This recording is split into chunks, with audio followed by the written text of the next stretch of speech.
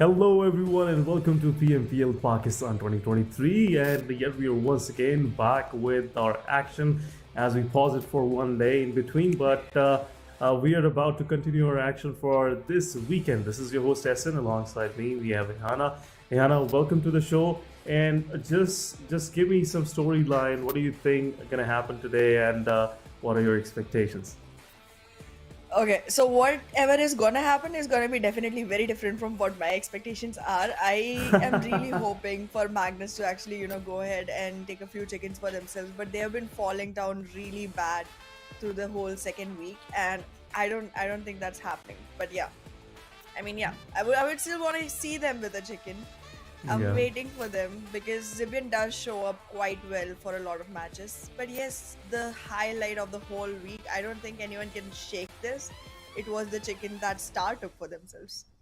Yeah, sure. I would definitely agree with you because league stage week two has been a rough start for Magnus Esports, and now it's Friday and weekend. Most of the time, Magnus performs well as we have seen previously in the previous week. But let's see. According to schedule, guys, we are on the Friday of the second week and only few days more till we get to decide who's going to be the champion for PMPL Pakistan 2023. But on your screen, we have bonus point distribution. We had weekly bonus shown last Sunday, and now we are on our second week, and it will be different weekly bonus for this week as well.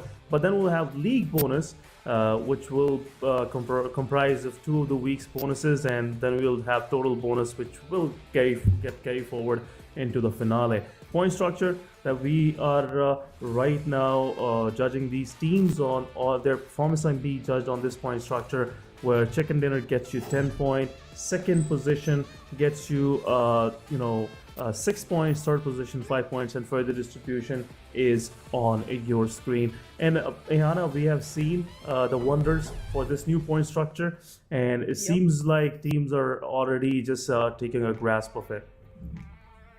Well, they're definitely, trying to weave their structures around their strategies around this point structure. But I feel like somewhere we're missing out on seeing as magnanimous number of teams going up and showing up on the leaderboard, because like it's becoming really hard for teams to even go for the chickens. Like I feel like the changes in this whole point structure have made teams get more and more aggressive, Yeah. and the confident teams, they are able to take more and more frags, eliminating the teams that actually require the position points over the frag points because they are weaker in the frag point department. So it just makes some teams be very stuck at the bottom, like we Yeah. generally see.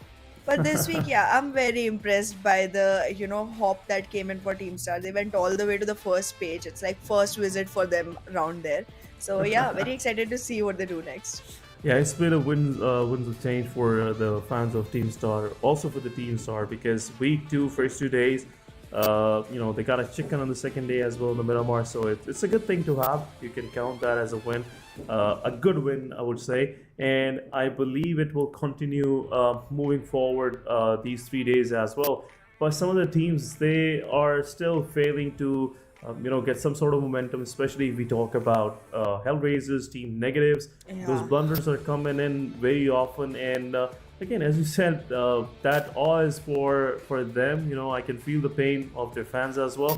But at the end of the day, it's part of the game. Someone have to fail so other teams can win. Absolutely. And I mean, it completely depends on how you're taking your game forward and how much in time present you are during each single game. And well, the teams that did make great presence felt were definitely Egonex I8, and we are seeing a head to head of them against BABLU. What do you feel about these teams? Like BABLU had a great name going in the beginning itself. A lot of people were cheering for them, but it did not show up as much on the map. Yeah, definitely, and the stats speaks for themselves, especially Aegon Exide. The way they played first 2 days of week two in itself is kind of, I can say, more of a sigh of relief for all those fans who are waiting for this kind of comeback from Aegon Exide. But if we talk about Team BABLU, especially starting the week two, Team BABLU had, the colors were kind of different. The way they were conducting themselves on the battlefield, it was different, and which in return, gave BABLU an edge, especially that Miramar that we seeing these clips of them off, and it seems like BABLU have somewhat realized what mix will work eventually with this change of meta and how to perform with this new point structure, because they were struggling to survive, and their previous kind of strategy where they used to take those fights in the later stages of the game, now it's not working, and now they have adapted themselves and they started picking frags initially. Absolutely. But well, Team Star, they did have some improvement from week 1 over on to week 2. For the first time ever, I saw them go ahead and come at a 4-digit damage, and that was great. Even though the average still does not go to 4 digits, because they have to show up every day, be very consistent if they want to maintain that. But it does seem like they have created themselves some wiggle room, because in a very short time, if they are consistent enough, they might be able to find themselves in the top 12. And that not only gives them an entry into the bonus match, it also makes it possible for them to enter into league stages. So yeah, even though second week positions already look very strong and very solidified on all the way first page, but for making it sure that even in the league they're able to survive, the overall standing of the combined weeks needs to go a little bit higher, and it seems like they're delivering the right promise to do that. Yeah, sure, but again, still 3 more days to go, and anything can happen. If the momentum they caught for themselves for first 2 days, if somewhat they let it go, again, it will be a dream that will never come true for the fans of Star. And eventually, sorry to say that, but this time around, if they don't qualify for the finals, they have to go through the whole hassle process where they have to qualify again. It will be a year-long circuit. And eventually, the chances of them qualifying will skim to nothing, and that's not a good sight for all those fans out there. But again, guys, what happened in the past is already there. You can check it out. But we are about to move into the future, and that's what we're gonna discuss. Again, Ehana have big, inspirations for Team Magnus Esports, and rightly so, because if I personally say the kind of performance they had on the week 1. Now the expectation bar is pretty up there, and now we are looking up, we can't see Magnus up there. So looking forward how Magnus performs. So what do you think will be the key player role except Zipian? Which player are you looking forward in Magnus that will eventually be a window of change? But guys, before we get into the discussion, let's go for this short video. नहीं यार, आज game नहीं खेल सकता। अहमद, आ रहा हूँ अम्मी।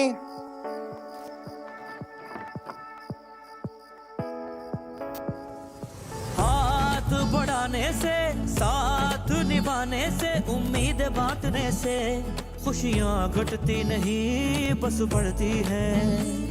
वही देता है वही सुनता है जब भी दोगे तुम सदा।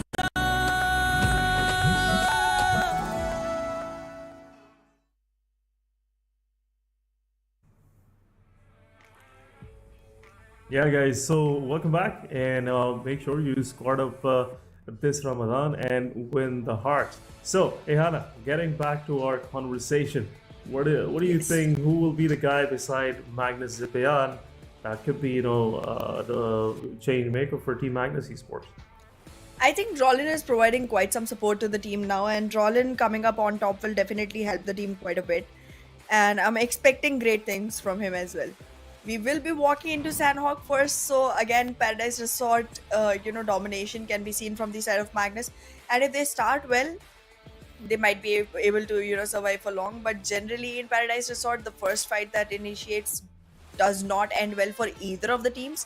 One completely gets sent back to the lobby, and one hardly survives with a little number of players on their team. So I feel like it's gonna be a difficult one, but I still want them to, come back with the potential that they store in themselves, and show us the real caliber that the team is carrying. Yeah, absolutely agree. And we have seen in the past, especially bootcamp fights, paradise fights, they tend to give you big headaches for rest of the game. Even if you get engaged, it's rarely happens that the full-fledged squad at the end of the fight remains there and plays for the rest of the game. And even once you started the fight in the paradise, there is a lot of ambush guys sitting right next door, and eventually when you leave these favorite drop locations, they're gonna end up ambushing you or maybe taking few of your players away. So Yep, again, Sanhok is full of problems, and it's it rightly so is. because we love to see all that action. And again, we're starting with Sanhok, and I'm already looking forward to it. Any wild guesses, in your opinion, are gonna win this match? I mean, I think 3x does really good on Sanhok. So I would still give the game to them because again, Sanhok is one of the maps where you can just, go ahead and take as many frags as you want. And as long as your team is there for backup, because it's a tiny map, you can, go ahead and ask for revivals over and over. There's a lot of healing that gets done in this map. So I feel like we might see 3x capitalize on this, but I'm still hoping that Magnus is the one that shows up on top. Seems We will like find you're out, yeah. you're already counting too much on Magnus, but yeah, rightly so. The guys have that kind of caliber, and their performances are speaking for themselves. And you being having these kind of expectations from them is right expectation in my opinion as well. But talking about the dispersions and possible early fights, we are seeing XGeneration, few of their players in the outskirts of bootcamp where 3x probably jumped in just to have a fight with Team QWERTY, but Team QWERTY is not in the picture this time around. They're somewhere down south, close to ruins. But as we can see, R3G is not playing in this match, so they definitely switched their drop location with them, which is a good adjustment. Initially, you don't want to get into fights, which can cost you players or maybe topple up your momentum initially, which is not a good thing to have. It's the first match of the day after the break, and you want to get the maximum out of it. But talking about the circle, it's a weird one. Around 45%, more than I would say 50% of the area is unplayable. It's a multi-island circle, and the kind of trends are already pointing out it will end up somewhere around Tambang and ruins, which will make things easy for QWERTY in H2E, and also a safe space for BABLU. The rest of the teams are doomed. Ayana, look at this, almost like 60-70% of teams are outside the playing area. That's true. And I mean, the last time we had this specific circle, we did see Team Grounders being the one that made the best of it. It did end a little bit south of Camp Alpha, and Team Grounders did a really good job holding their fort. But yeah, I'm already actually seeing a couple of players from the side of Seventh Element going all the way from, under the water and rotating. So that's just something I am not expecting this quickly into the game, but it's happening. So I'll just adjust with that, I guess. Team QWERTY, however, with their vehicles in hand, they might just be able to, go ahead and capitalize more and more area for themselves. However, the grounders, okay, this time they're literally, looking to change this complete strat. They used to stay to the south of Camp Alpha and camp around there constantly, but they're just swimming their way all the way to the southwestern island, while Quantum Rage is still outside the map to the very edge of the southern island that we're seeing. Team QWERTY gonna be losing quite a few. Pop has been popped off already, and that's a goodbye. But Team Grounders, even though they went in for a very aggressive start, for a very, a unique start, considering their general plays, it feels like they're doing good. It feels like they're going to be able to pick off quite a few numbers for themselves. They have XGeneration right in front of them, and again, a very good team, just one that I am never seeing have a chicken. I've literally lost my hopes at this point. It doesn't seem like it's going anywhere, Esan.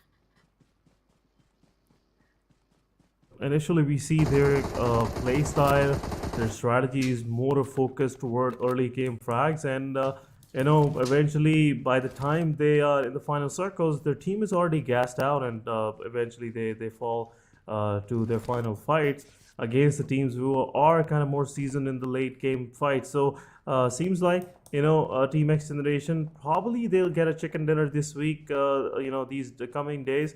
But eventually, what working for them is they are pretty much set for the finals. They are possibly qualifying because even in the overall leaderboard for both of the weeks, they are in a good position, possibly in top 8, which is a good sight for all those X Generations fans out there. But talking about Team QWERTY, even being on the safe side, they somewhat still managed to lose one of their player, which is Pop, as you mentioned, already popped out. And again, starting your play with only three players is not a good thing to have. See, even in the first initial fight of the game against Team Freestyle, they are on the disadvantage.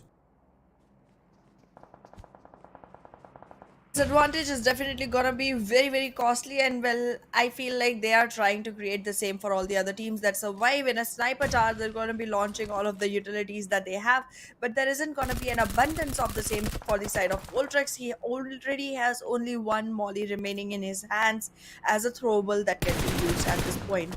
Not gonna be any availability of loot anywhere around, neither any teammates that can trade off the loot for him. So it's definitely going to be a very tight situation for the side of Voltrex. Malik, on the other hand, is making sure that there is constant pressure on Voltrex, while a teammate from the side of Team QWERTY just went ahead and capitalized the numbers for Voltrex. Now he's going to have a much easier entry. However, freestylers are not going to be giving up as quickly. Oh my god, did the. Okay, Chief OG, I see you right there. I see you. Malik has been taken out already, and this seems like a fight that has become not just a battle but also a piece of cake for the side of Team QWERTY. I mean, how does Team QWERTY show up like this? How do they get one after the other frags taken constantly and still looking so sharp and so strong? I mean, they do have a one man loss, but that has not even initiated from the side of freestylers. Are they going to be leaving the lobby as quickly as they joined? Are they going to be literally kicked out the moment they had a start? This just looks really, really, really, really suspicious. I mean, Team QWERTY is making it so difficult for all the surrounding teams. The moment they lost one player from their side, they decided they're going to do this for every other team so that they can still walk in with an advantage. Freestylers, they're going to be shut down really soon.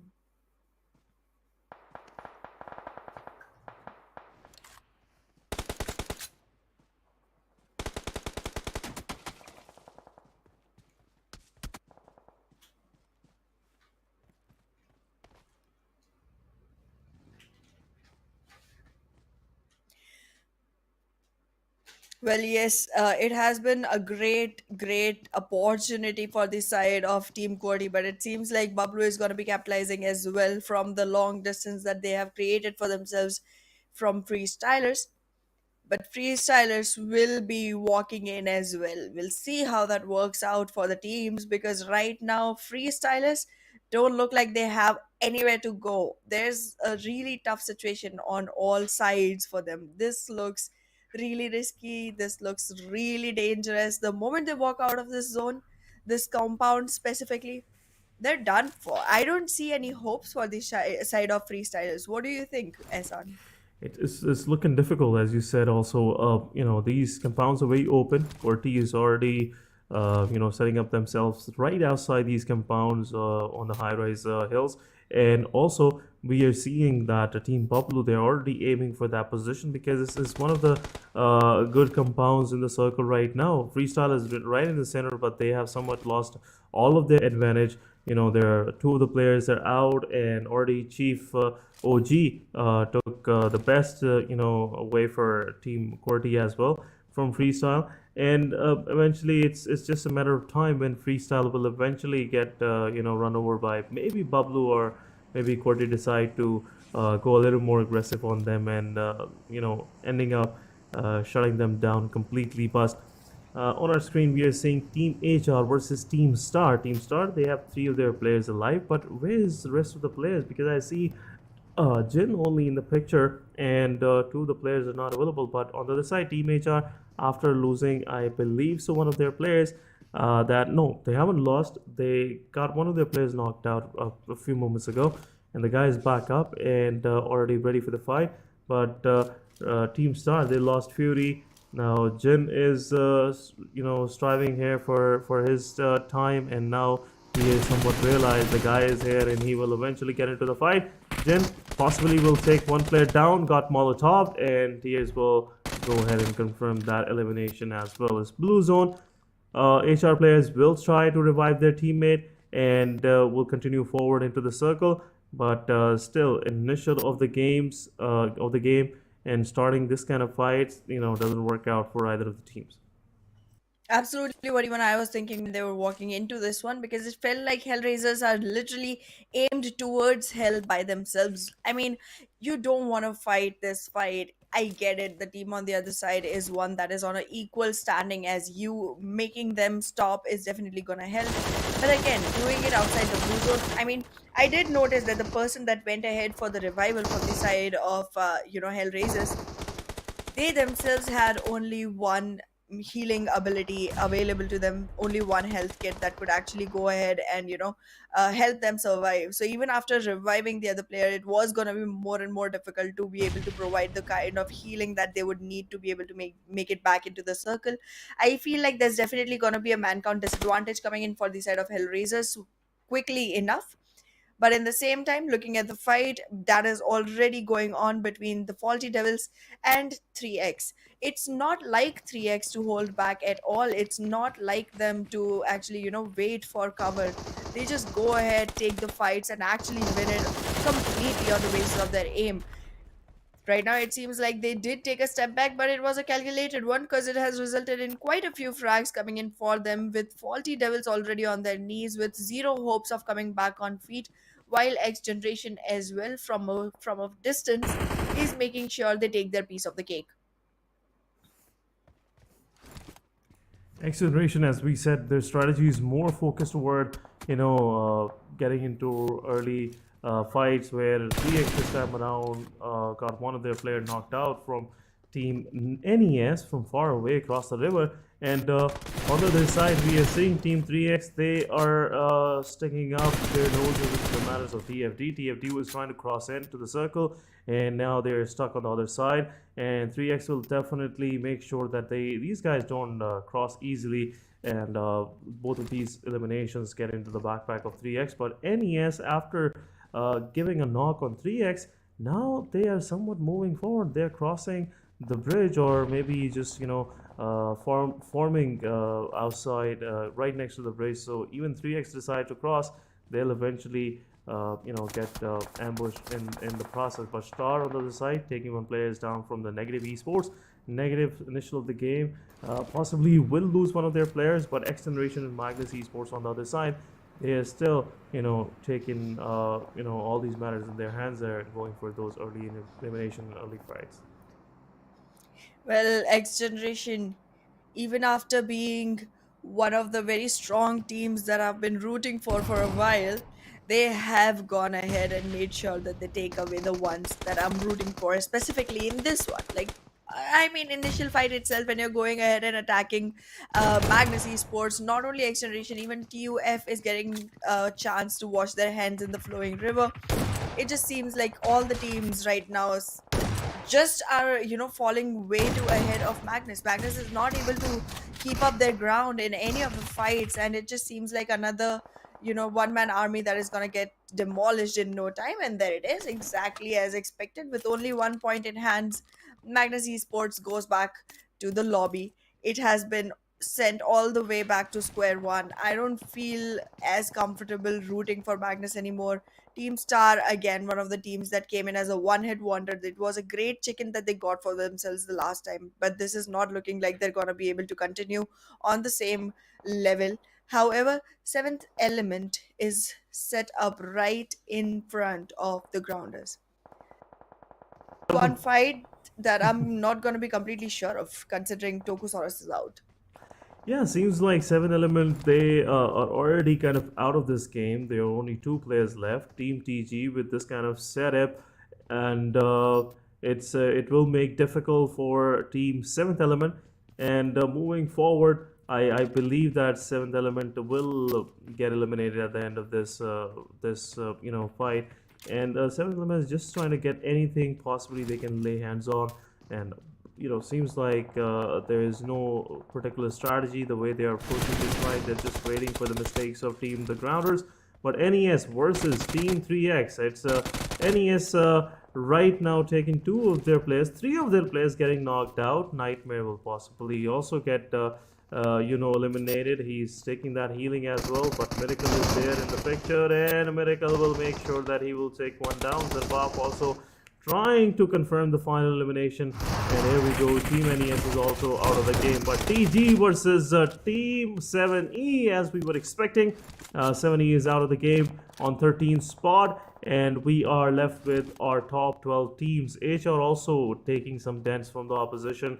But on the other side, HR is now down to their final player and eliminated as well. Next will give his ghost to the blue zone, and the story of HR in this match is over. But now let's see what plan TG has, and if they eventually will, go into the mix of QWERTY, freestyle, and BABLU, which is right next door, and I believe TG will keep themselves slightly away from that skirmish. Well, I'm looking for TG to be one of the teams that actually makes it to the top three, at least in this one, because again, TG has been, performing well sometimes, but then other times they do trail behind. It's very unpredictable with this team, and well, I do go ahead and jinx them quite a bit. So there it is. They lose a man, and very soon they're gonna lose the whole hope that I had from them. In any case, for now it's going to be still three men standing, trying to hold their fort, hold their strategies. Because so here's the thing with TG that I have observed: they generally do take the fight slow, and then the moment they realize that they have a capitalization of man count, they push in and just let the cat out of the bag. It's just very easily noticeable that they are now in the mode of going ahead and picking up frags. But I just feel like once they start losing their members, their confidence shakes down quite a bit, and then Easy just doesn't do it. They hold back quite a bit, but that just holds them back overall in the standings as well, not only in the game. So I don't think slow is a very good style for TG, but we'll see how it works out. Right now, they're looking good considering the fact that they have picked a man, and that's not just any man, it's a man from the side of 3X that has been showing up constantly without fail on the leaderboards and in top players.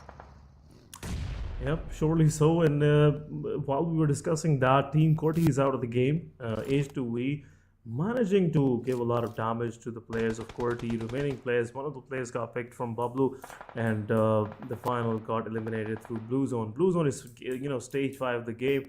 It's hard for players to survive, especially in this kind of situation where the Blue Zone damage is already too much, and getting eliminated or getting low on HP, especially in the blue, is a difficult situation to survive. Somewhat TG managed to cross, and now they're on the edge of the circle. Team BABLU, Team 3X, they're waiting anxiously for TG to show up their heads. And eventually will be difficult for TG to even cross further, because I can see the kind of colors that we are seeing into the playing circle gonna make way more difficult for TG to cross. Look at BABLU Review's position. Even Team TG players knock that guy down. It will be difficult for rest of the players to move forward. Teen Wolf taking down another player. Evil Boy also knocked out, and now it's just a matter of time that eventually Team TG will get eliminated. But 3X on the other side with 4 eliminations, 4 players intact. They are sitting right next door, and the moment TG will pop their heads out, it's done and dusted for them. And again, it's getting difficult. But one utility from Reviews and Teen Wolf taking down the grounders, and we are left with only 8 teams within a matter of few minutes.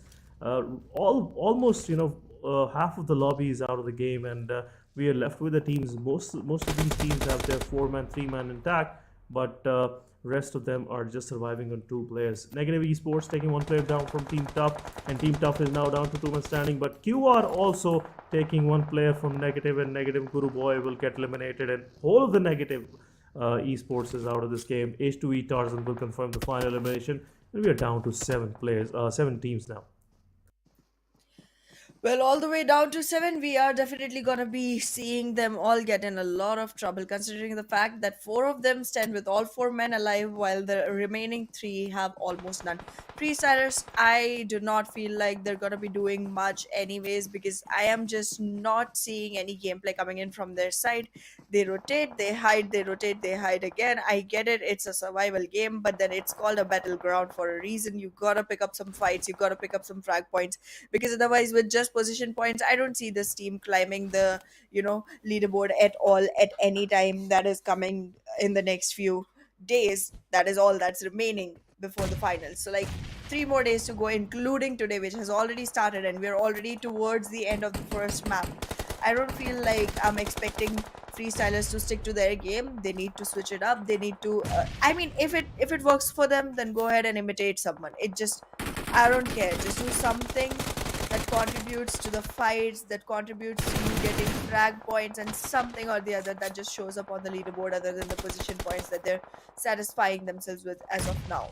Quantum Rage, on the other hand, they do have their hands on a very peculiar fight. Quantum Rage versus XGeneration, both teams completely opposite of each other. XGeneration, even after most outstanding performances, never takes a chicken. Quantum Rage, even after a lot of mishaps, a lot of hiding behind, does take chickens a few times. So I just feel like when these two teams were fighting, I was expecting Quantum Rage to, show us the same thing. But yeah, it was just one man surviving, so obviously there wasn't enough hope. However, now they have definitely set X Generation also at a position where it's only one man surviving and then dying to someone else. Cool, works for me. I'm not unhappy. I'm enjoying it. The most that I'm happy with is Tough X, like 5 frags already in the top 5 teams. I'm not unimpressed this time. I'm not disappointed. I'm enjoying their growth. Yeah, kind of. I will definitely agree. 3x on the other side. They're pushing on Team BABLU. Team Tough with 5 frags definitely looks like a picture. But the Team BABLU within no time got eliminated. And also, they got picked from 3 different teams. H2E taking 1 frag out from the tally. Then Freestyle, Drop Shot taking 1 down. And rest were being taken care by 3x. And 3x looks pretty strong. But H2E versus Team Tough is happening. And as we were discussing, Team Tough was doing well. Seems like his cost occurs Israel and Team Tough is out of the game. H2E versus 3x. It's a 4v3 situation. H2E with that number of frags. It seems like, these guys been busy since the start of the game. And now it's down to Team Freestyle versus Team H2E and 3x. H2E taking first knock, kill confirmed, and Team 3x, they are pushing forward and they will vacate this area for themselves in a moment of a few more minutes. And there you go, Tarzan's also spotted out, and the Miracle, he will push forward, taking down Tarzan. Oh my goodness, what these guys are made of. The weight the players from 3x are pushing forward on H2E. Seems like H2E is just another tier level 2 team. But H2E Asad with some retaliation, taking 2 players down from Team 3x, making it even Steven for a fight of 3x versus Freestyle. And seems like now Freestyle have some chance to win this match. H2E Asad on the other side with 5 eliminations individually for himself. Just playing the game of his life, and so far managing to confirm those 2 eliminations for his team as well. So the kill numbers, the frag numbers for Team H2E, they look good, but let's see how far Asad can take it for his team. But the 3x versus Freestyle, Cairo, without realizing the guy is right next door. Black taking down Cairo. It's down to Miracle. Asad is moving forward as well into the circle. It's the 9th phase of the game. No more time, no more circles. And now the only thing left between these teams is those 1 minute and 15 seconds in which all of these teams have to make sure to get right into this dead center of the circle and survive for themselves. Miracle, solo survivor, Freestyle with 2 of their players up and running. Freestyle Black still low on HP. See the utility, they couldn't get the loot, especially they've been staying in the same compound for almost throughout their game, and now Black don't have any healing. Well, probably pick some healing from the box of 3x Cairo, and once you will have some get some hold on any of these utility, I'll definitely go for it. But Miracle versus Asad confirming the kill. Miracle, and now it's Freestyle versus Team 3x, 2 versus 1, and Freestyle, we weren't expecting they will get the winner chicken dinner, but it's a chicken dinner at the end of the day. 10 points, and probably 2 of the elimination points as well, making a total of 12 to 13 points for themselves. So GG Freestyle, the first one to getting 2 of their players eliminated, and somewhat this thing is working out. Whenever the players from Freestyle are down to 2-man standing, they get the better of their matches. Look at this, 4 eliminations, 14 total points, better than average. GG's. Well, okay, cool. They're still in top 12 of overall ranking, so congratulations to them for that. But yeah, I mean, we've seen better. We can expect better. However, yeah, it's still a dinner, so not gonna jinx that at all. Congratulations for the dinner. I was doubting their strat quite a bit, but well, we'll discuss that in detail after this short little break.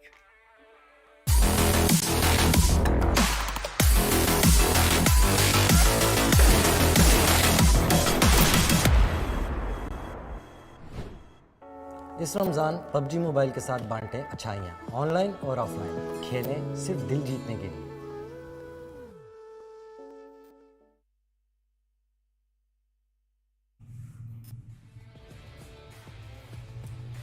Welcome back after this short break, guys. And this is your host Esther alongside Hana Aiden.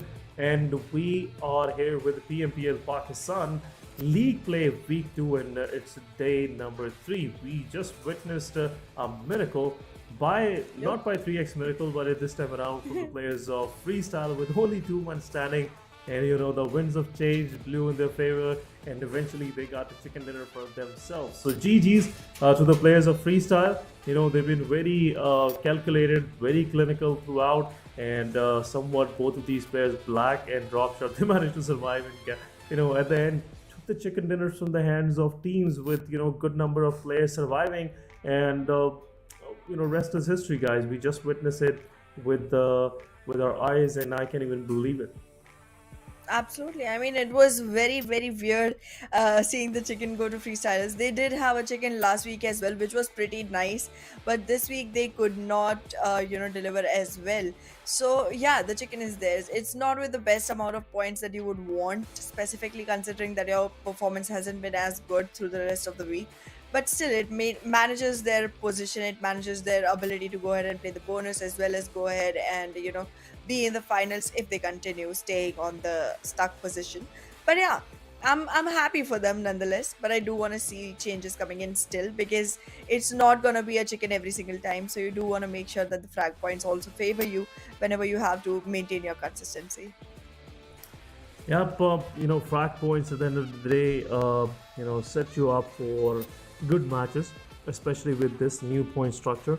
We're talking about MVP of this game. 5 eliminations, only 35 healing done throughout the match, 703 damage, Wow. 5 knockouts, 1 assist, and 22 minutes of survival. Asad was the only, I would say, defense that H2E had against Team 3X, and this guy eventually got eliminated from the hands of Miracle, but just made 3X to run for their money, especially in those final fights when 2 of the players from 3X pushed on Team H2E. But H2E, good start of the week for themselves, good start after the break, and I'm seeing H2E performing way better in the coming matches, especially the matches where the maps are extensive, where we will see H2E going for those strategic gameplays and eventually, making some more points for themselves. But there will be massive improvement for H2E after this game, after this performance.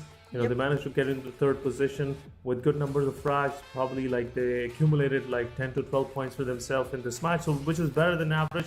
And I'm looking forward H2E will perform even better in coming matches. Hoping for that.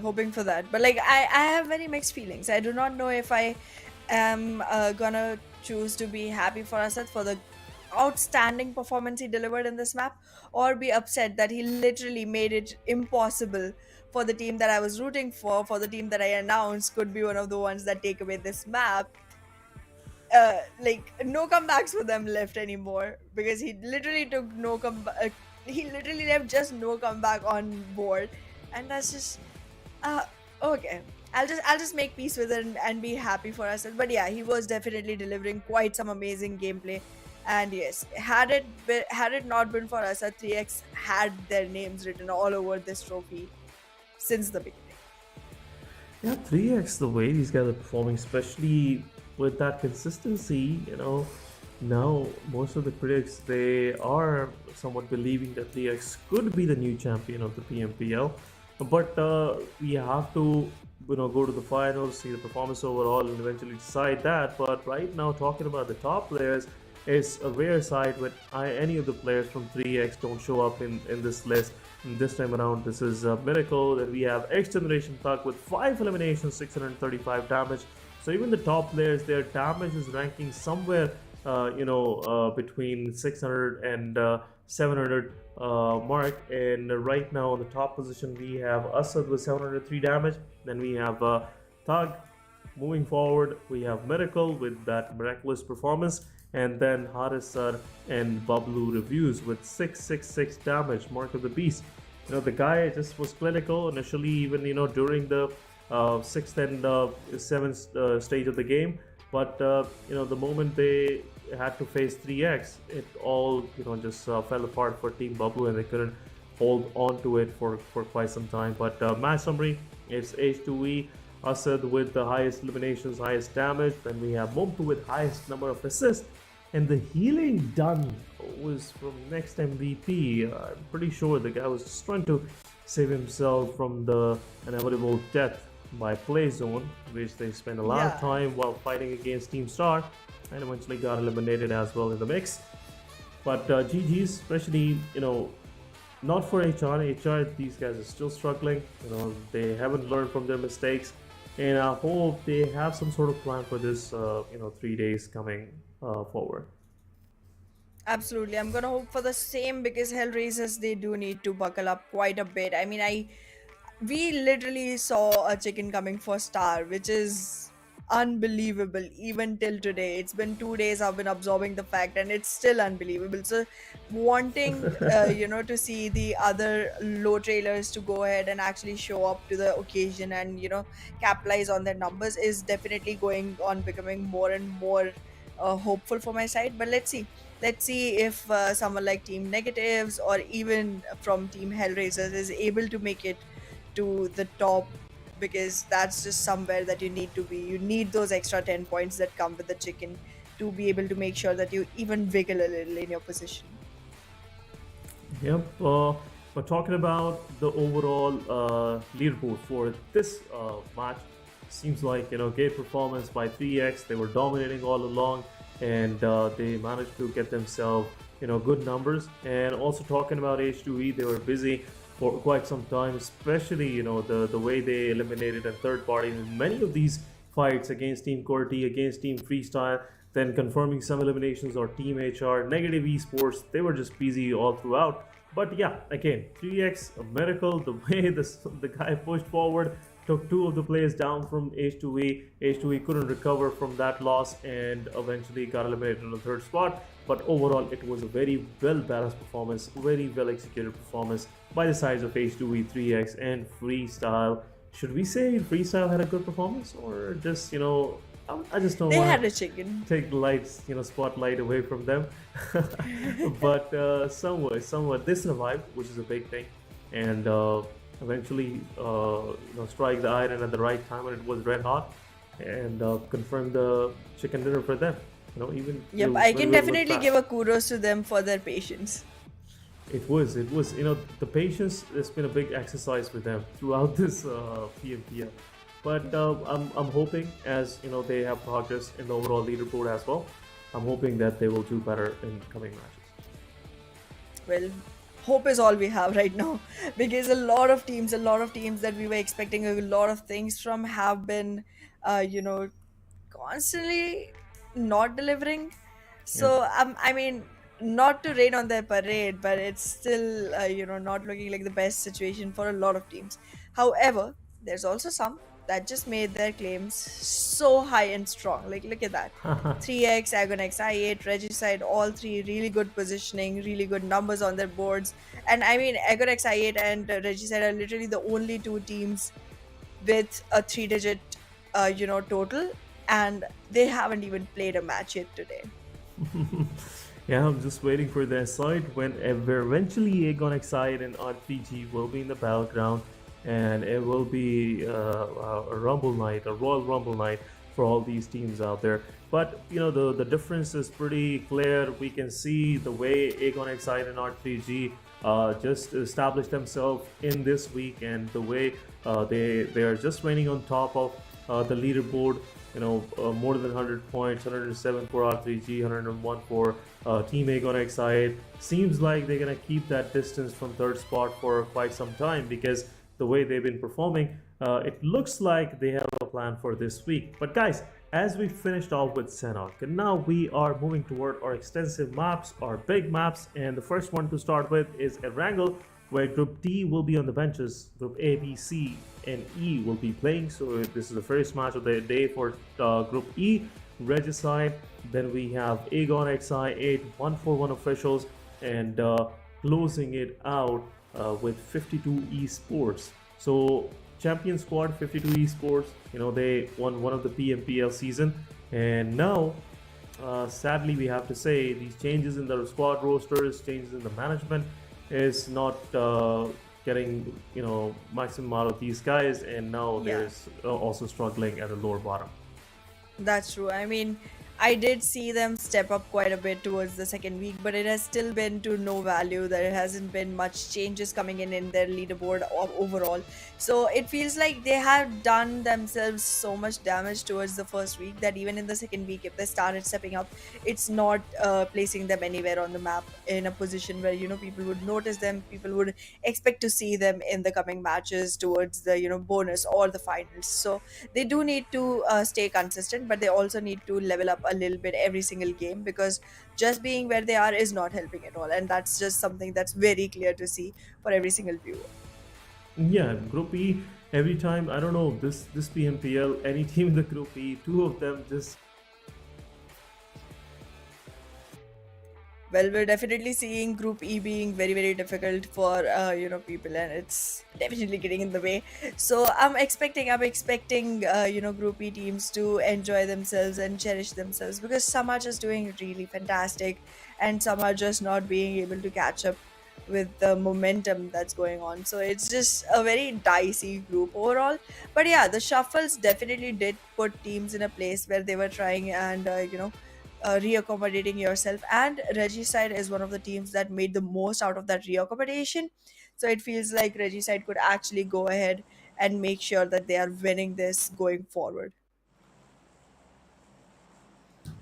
Well, let's take, yeah, sorry. Sorry to cut you off. Yeah, I was just gonna say that it's a very centric, plain path for Erangel. We haven't seen this in a while, and I'm very excited for the fact that all of our teams are gonna be able to reach their top locations, and we might just see them make the best out of their favorite spots.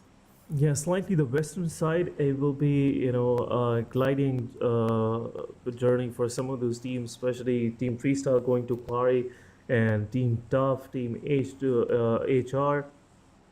Then talking about Team BABLU for North George City, and possibly TFT going to Zarki. So it will be slightly difficult for them, but I'm pretty sure the teams will, take care of that. Team BABLU, as they have readjusted for this PMPL to a different drop location, which is right next to Ferry Pier, uh, close to Prey Mosque, and especially right close to the Western Bridge on Erangel. But further, we can see Team Aegon XI. They're already sitting right center in Sosnovka Military Island. But look at these circles. What are these first initial circles coming up? Since this started this week.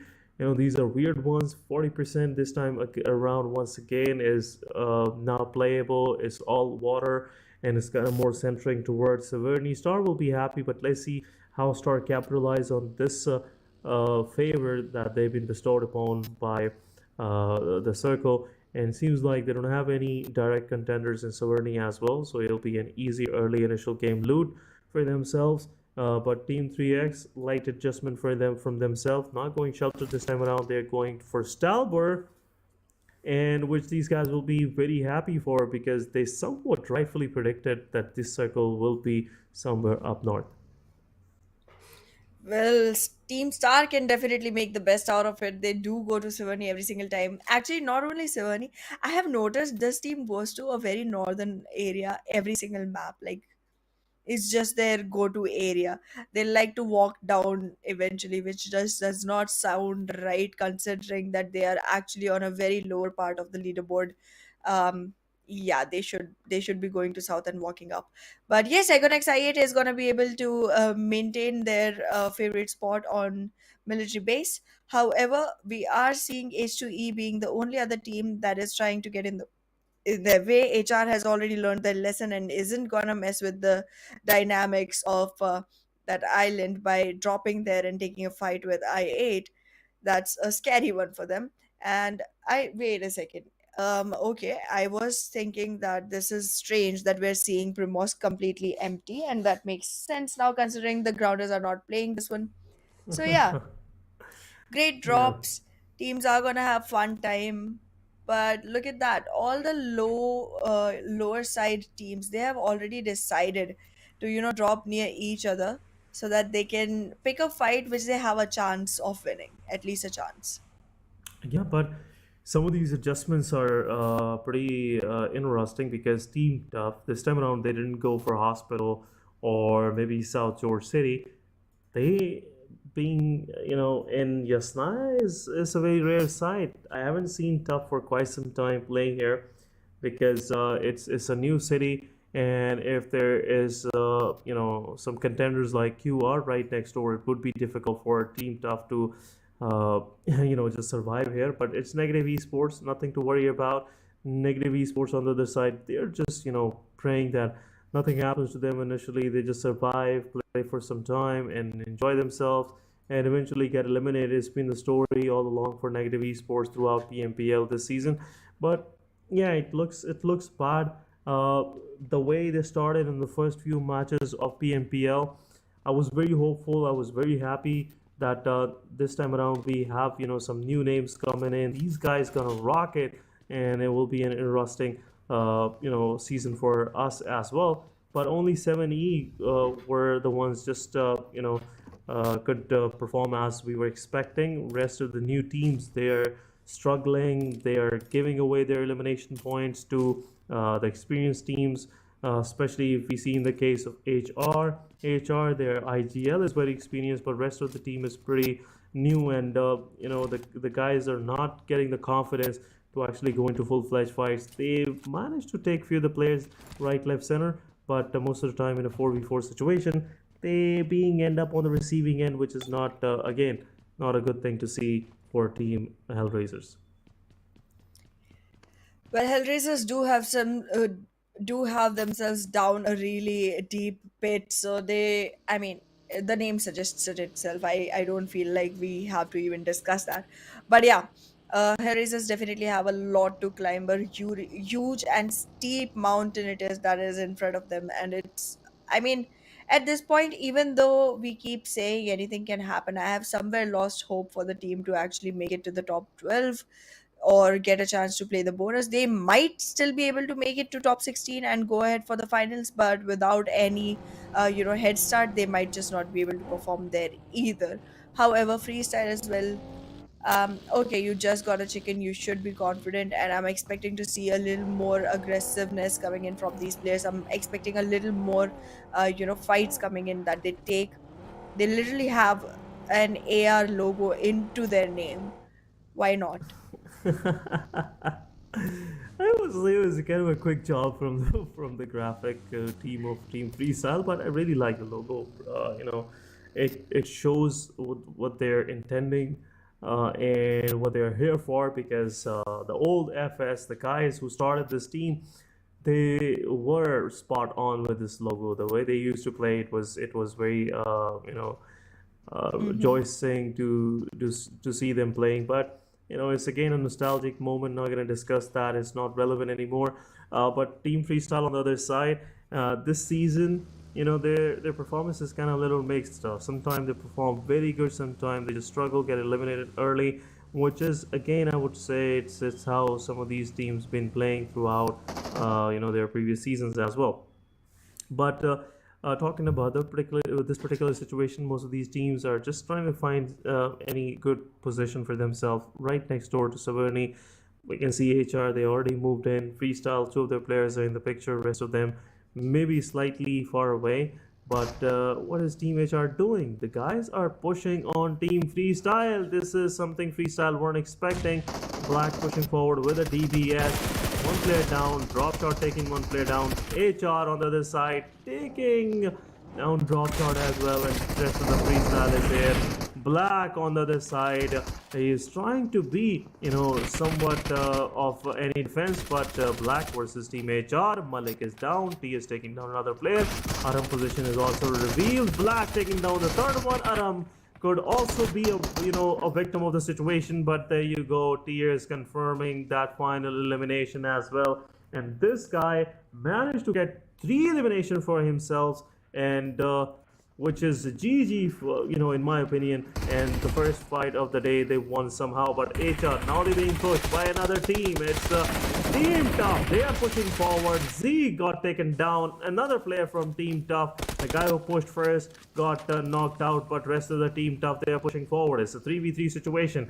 Tough Haji with that utility in his hand can make things difficult for the players of HR. Nate goes in. Not gonna get any value on the side. Nade from Joker Sir taking down M7. Haji pushing forward. It's time for Team HR player to get confirmed, but somewhat, tables being turned on the guys of Team Tough, and HellRaiser possibly will be wiping Team Tough as well. It's just a matter of time. 2 of the players from Team Tough are surviving, but Edgar pushing forward, taking one player down, and somewhat third party comes in from Team R3G, and Team HR is out. Oh my goodness, what's going on? Team R3G want to join the party as well. Team Tough with 2 men surviving. I don't know how they're going to manage that, but this is how it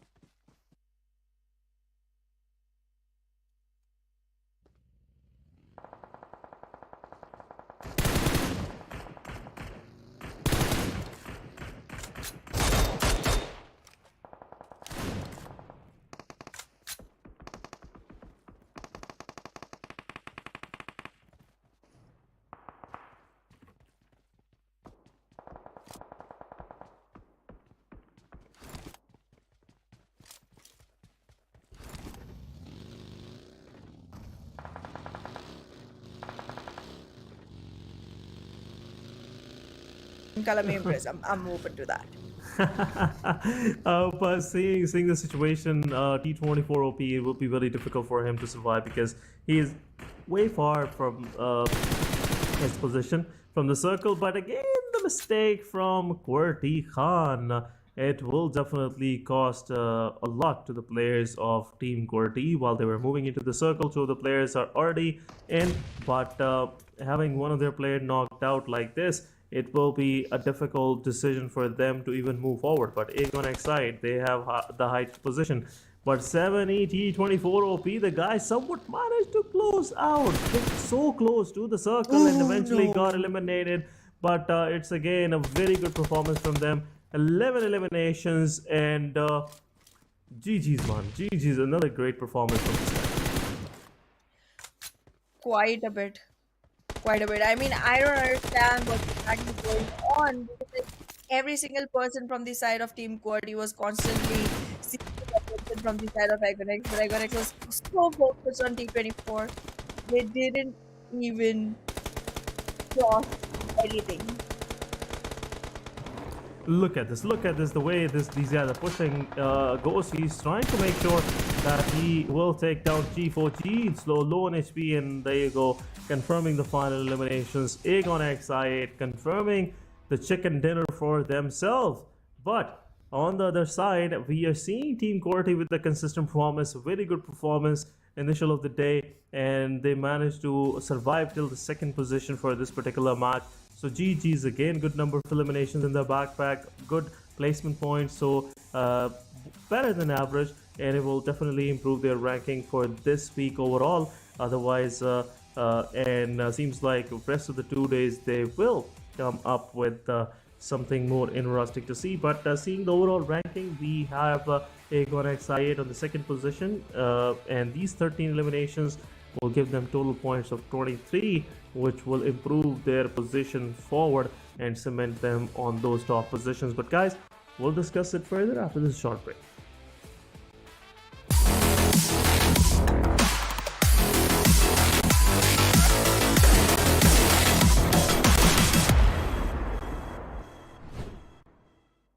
पहले ही customers नहीं आ रहे थे और आगे रमजान में तो बिल्कुल ही नहीं आएंगे। तुम सारा टाइम अपने दोस्तों के साथ आवारागर्दी में गुजार देते हो।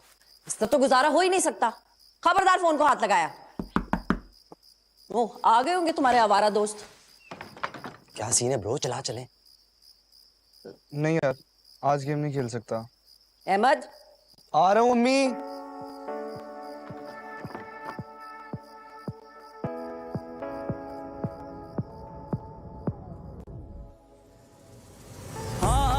बढ़ाने से, साथ निभाने से, उम्मीद बांटने से खुशियां घटती नहीं बस बढ़ती है। वही देता है वही सुनता है जब भी दोगे तुम सदा।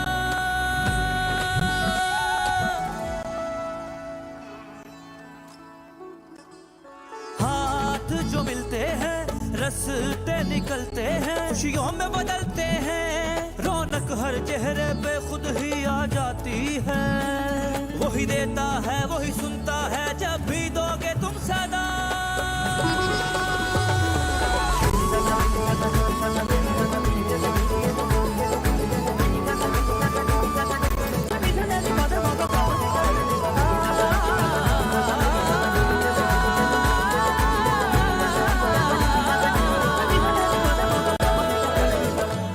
क्या बात है बच्चों, दिल जीतने वाली गेम खेल गए। तो आंटी आपके साथ भी एक स्क्वाड अप हो जाए? हाँ, आ जाओ। इस रमजान अपने स्क्वाड की गेम से बनो किसी की भलाई का मजबूत जरिया और खेलो सिर्फ दिल जीतने के लिए।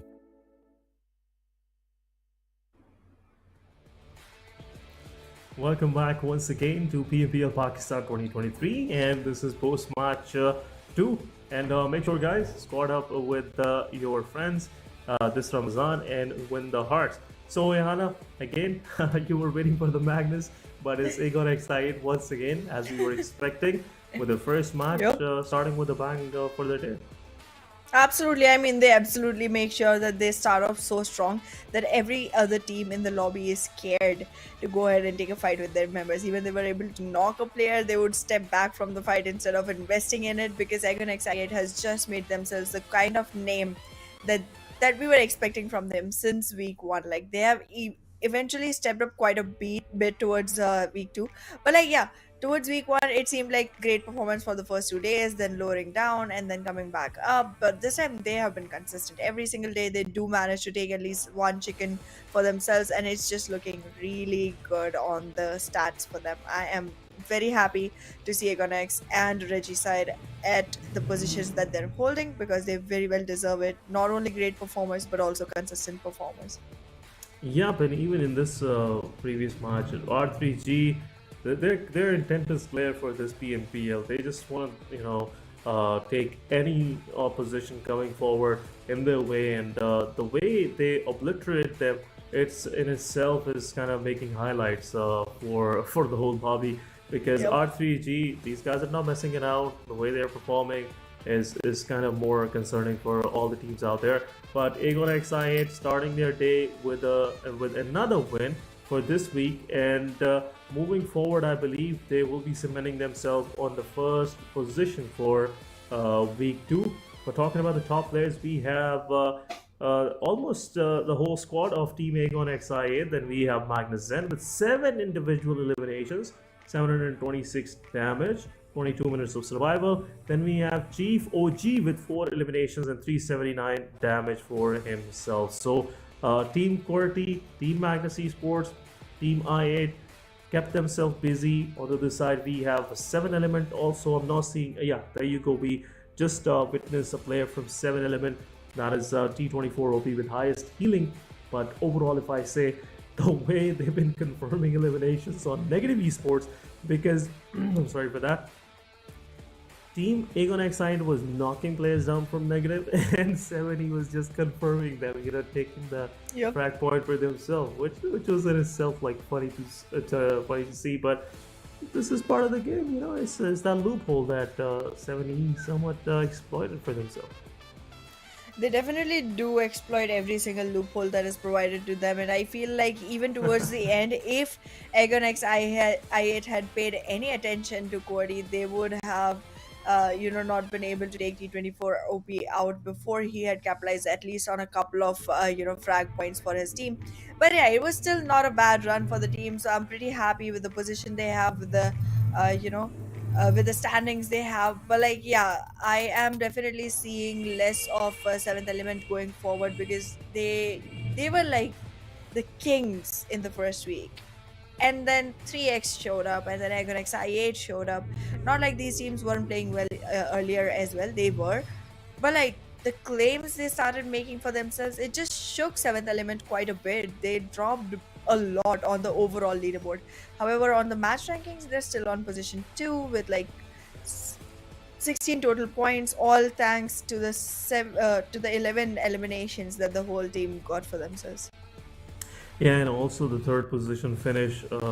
These numbers are not big for the placement points, but somewhat they help you creep up a little bit in your overall rankings. And as you said, truly so, Team 7 Element, they were just on top of everything for the week 1. Week 2, the moment lobby realizes that there's been something going on, there's a new team up top, and we have to just get our deserving positions. And 3x showed up, Magnus showed up, R3G, it's a different Yes. R3G nowadays. And then Aegon XI realizing, it's not better down here. We don't like the view, we don't like the air here, so they just make sure they perform well and just get to the top position. And I'm happy about it, because most of these Aegon XI fans, they just feed on this. They just feed on this idea that their team is the best, and rightly so. They're the PMGC team, and seeing the newcomers, seeing the new teams is something I like personally. I'm the guy who just like to root for the underdogs. But overall, I8, they're just proving themselves again and again for quite some time, over 2 years now. Absolutely. And I mean, their fan following proves it too. I mean, you have support from your fans, you have support from your team, you have the best fragger out there in your team, you have everything you need to be the best. And I mean, they're utilizing every single opportunity that they have. But yes, it's very calculated as well, because I mean, the last fight, if I were there, I mean, there's a reason I'm not there, and this is exactly the reason. If I were there, I would have definitely taken a fight with Team QWERTY first, feeling like, okay, there's way too many people on the other side. Plus, they are constantly throwing nades at us. They're constantly seeking attention. Let's just get done with this one, and we can deal with the solo survivor in a bit. But no, they went ahead. They went ahead, made sure T24 OP was not getting those placement points or being able to capitalize on any of the frags that can be, stolen from a third party scenario. And then they went ahead for the fight with 40. So that was really commendable. But like, yeah, 4 chickens already for Agonex. Whew, huge numbers. This week, yeah, huge numbers, definitely. And as we can see, in 9 matches, if you win 4 of them, it's a good conversion overall for any team out there.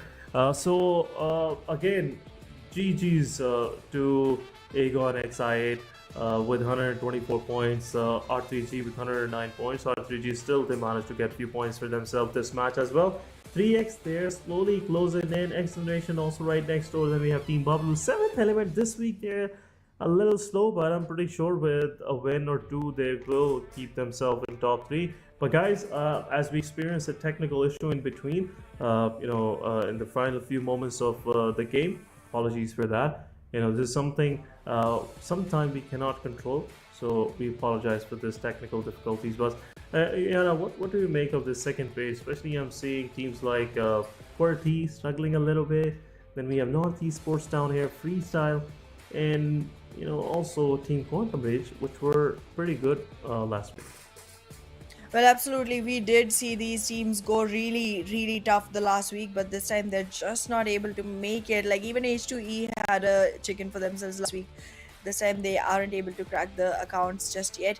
So it feels like these teams are definitely trying. I mean, that's obviously there, but they're not trying in the right direction. It's like, it's a very simple physics law. Your force has to be in the direction of the work that gets to be done. So if you're not putting it in the right direction, it's not going to result in anything at all. So it just feels like they're pushing against a huge boulder right now, and it's not moving. I would say persevere, but I feel like now there's not enough time left to persevere. Just move from near the boulder and go ahead, because this is not the time you try to move things in your way. This is the time you move out of the way, change your direction, and go back into the right track eventually. Absolutely, a quick lesson from your physics book, and for all the young guys out there. But guys, we are moving forward. The day is continuing, and we are going to go on our third map, which is Erangel once again, with the group C this time around sitting on the benches. We have A, B, D, and E. So Team The Grounders will be again there to get the maximum amount of primos and eventually do their ritual and get into the circle. But beside that, I'm really hoping that there will be a good performance, consistent performance coming from QWERTY this day, because the way they started, especially in this Erangel, previous one, they had a good match.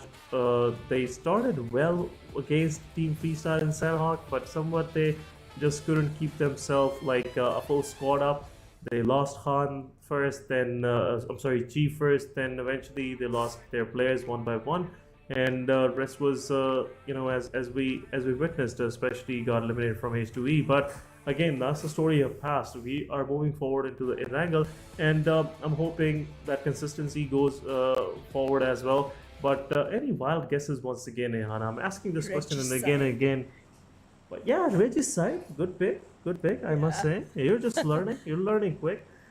Yes. you have just cracked the core of this game as well, which is, in my opinion, it's a good thing to have. You're gonna get some personal fans for yourself as well by having the right predictions. But guys, again, a very good play path, and this time around, is slightly more converged, or I would say more leaning toward the western side, slightly, making it difficult for teams like. If I talk about teams like 3x or Team XGeneration to get to the shelter, it'll be a difficult one. But rest of these teams will, easily glide through. Team QWERTY will have some hard time getting to Lipovka, because as I can see from the plane path, it will be a gliding situation for them as well, or prison and mention. But rest of these teams will have a good drop location for themselves. Star can go to Severny. Then we have teams like 141 official. They'll definitely go up towards Zerky, North Georgia Pole.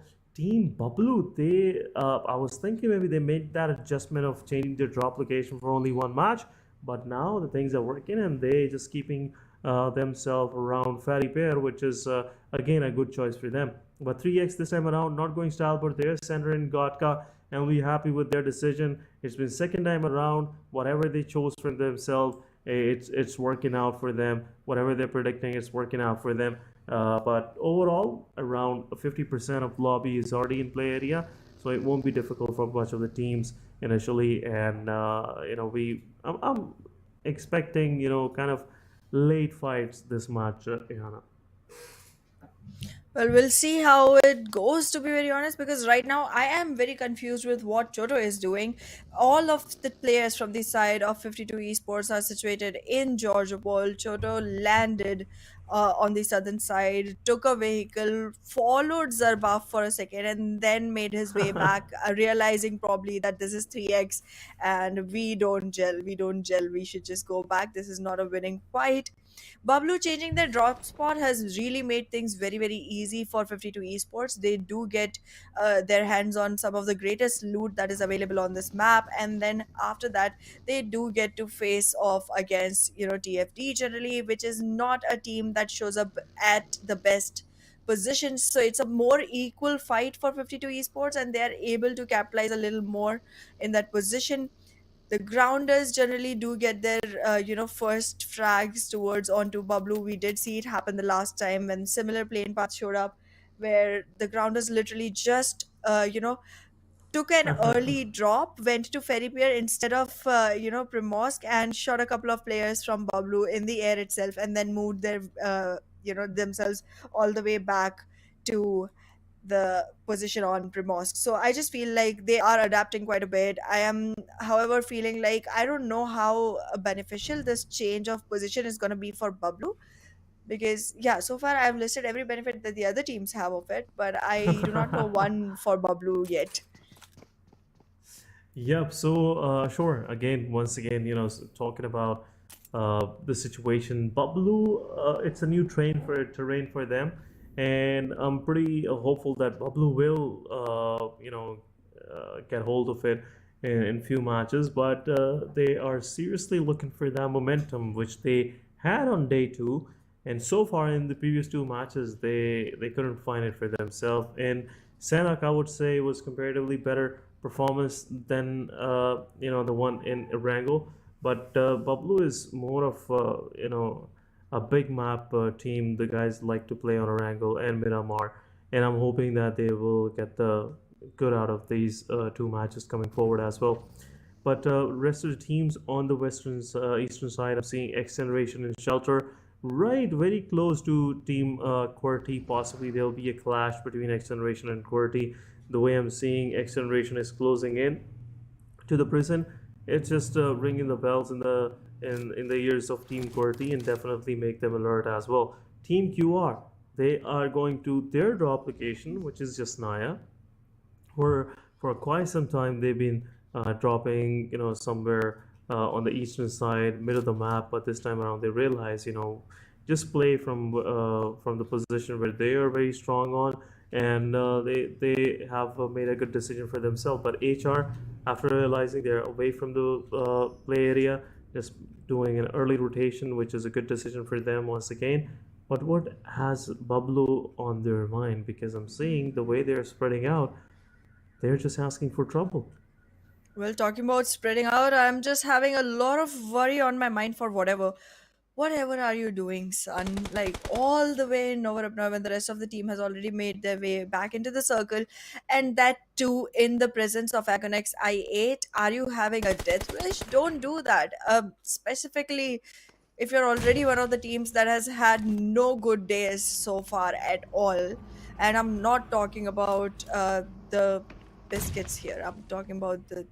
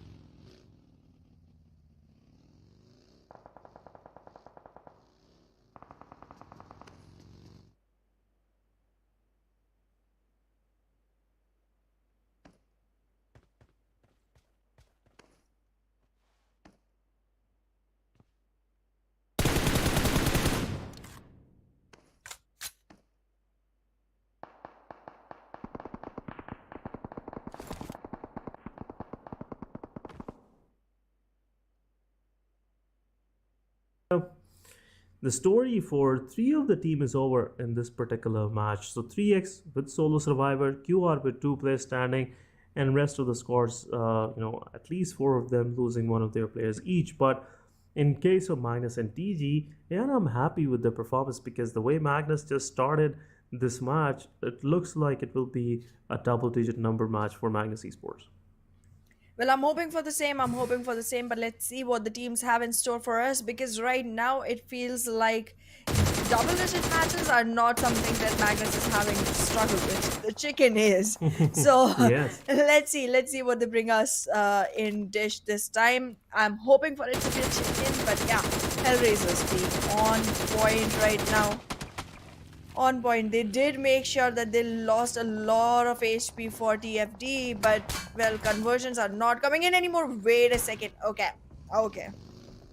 I don't know. I don't know what to expect anymore. Both the teams are constantly delivering the same kind of performance. I'm not gonna name it or demotivate them, but yeah, this has to become better. It has to become better. TFD on the side, losing players. Next is low on HP, and surviving players got eliminated from the rest of the players from HR. TFD is out of the game. 2 of their players knocked out. TS somewhat got eliminated in the process, which was, I believe, from the side of Team 52 Esports. Chotu was there in the picture, and he was dishing a lot of damage to the players of Team HR. But next is also got eliminated from the side of Team R3G. R3G taking 1 player from their team, but Halsey pushing forward. Team QR confirming the final eliminations on Magnus Esports, and within no time Magnus is out of the game. And as you were saying, they're struggling with the survival. And again, Magnus was surviving, Yana, as you said. So it wasn't a difficult thing for them to get into the fights, but what seems like difficult for them was to survive, and they couldn't survive any further. QR, with only 2 of their players, just confirmed 3 eliminations on Magnus Esports, and just showed them the way toward the lobby. But guys, again, apologies for the technical difficulties that we just experienced, with the sound and everything. Apologies for that, and we have pretty much fixed it, and hoping not to see it again as well. But Team 3x Medical solo survivor confirming the kill on QR Halsey, and QR is also left with their solo player standing, which is Goku Bot. But let's see how far this guy can go. XGeneration will confirm the player from 3x, and 3x is out of the game as well. Well, 3x is definitely not going to be seeing more on this game, but yeah, we do still have a lot of names, and a lot of them are unexpected ones. I was expecting a great game coming in from the side of Regicide, did not happen. Agon XI8 already lost a player with no frags to their name. I mean, this isn't looking like the best game for most of the teams that generally do walk out with good games. QR as well is literally with 1 man surviving. The ground is not looking strong. I mean, is this going to be a match for the teams that generally do not have any matches for themselves? I'm looking forward to this one. This is very unpredictable, and that just makes it more and more interesting. Like, look at this. 52 Esports and Team Negatives, 2 teams that both need the points very, very desperately. Both going for desperate measures in this times and trying to make sure that they capitalize on it as much as possible, while they also make sure that the other team does not get the opportunity to do the same. The play zone is definitely going to be pushing in Joker 1v99 quite a bit, but in the meantime, I feel like we will be seeing Team QWERTY go ahead and make up a plan for themselves.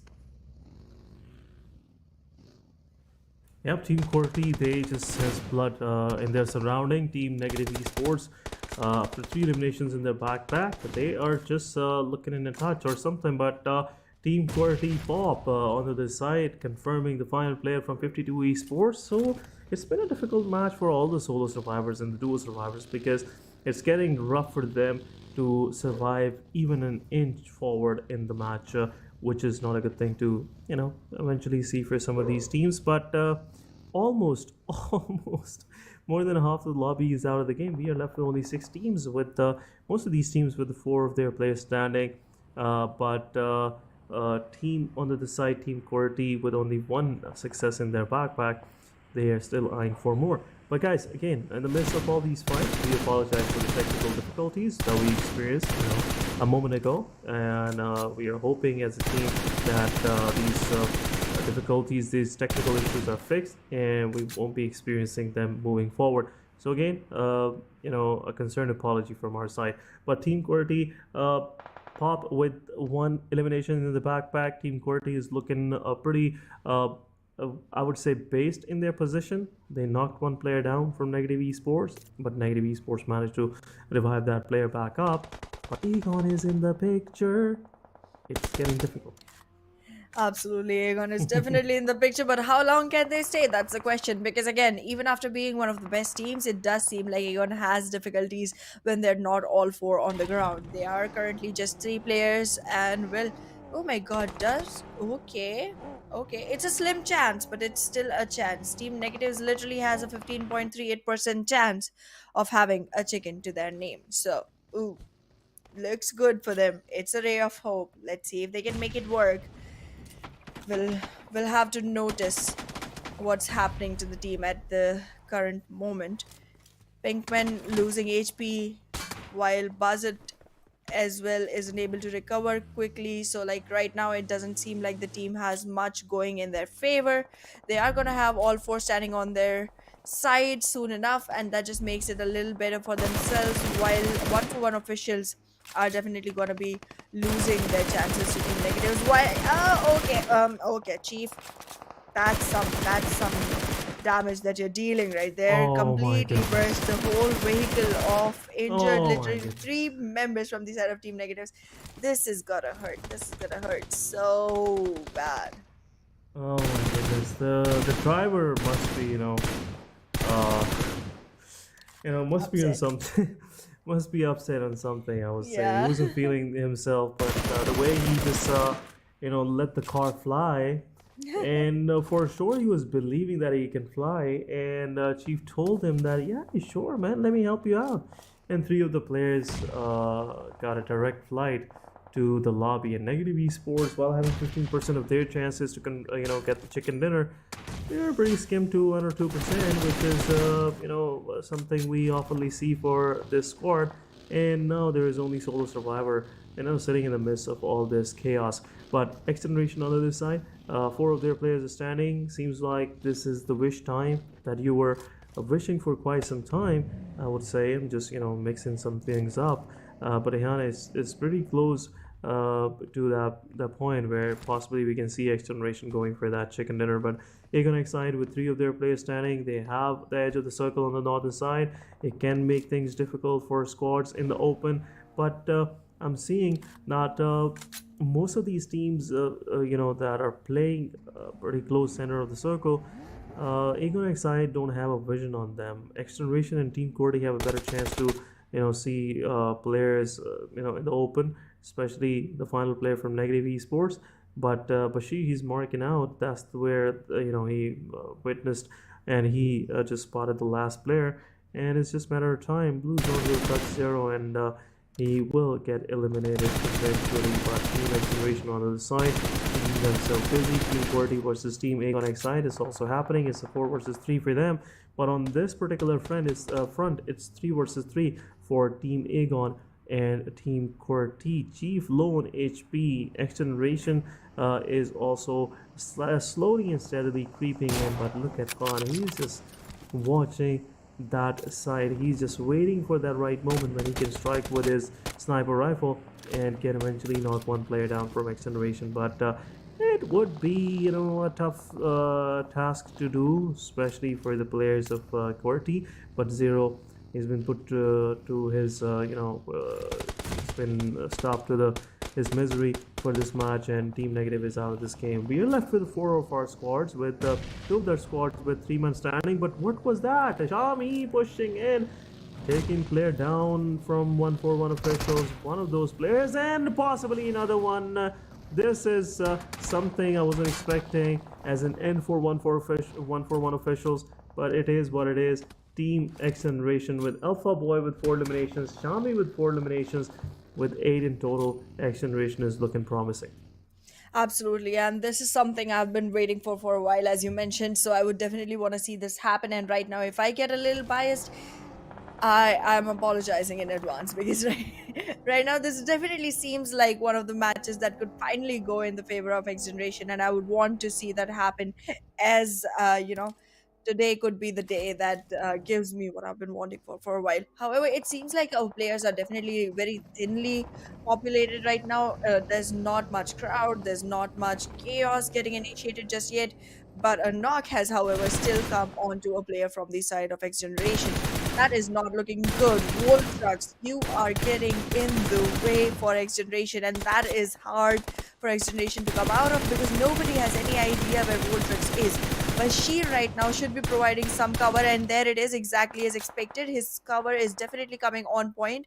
Voltrex has to constantly keep shuffling behind that one rock that he has to his disposal for cover, and that should be the only time where it would have been a great job if Bashir could reposition himself a little and keep his eyes set on Voltrex for a longer time, because now it's a lot to deal with. They don't only have to worry about Team QWERTY, they also have to worry about Agon XI8, and both the teams have their eyes set on X Generation. It's like nobody wants to see this team win but me.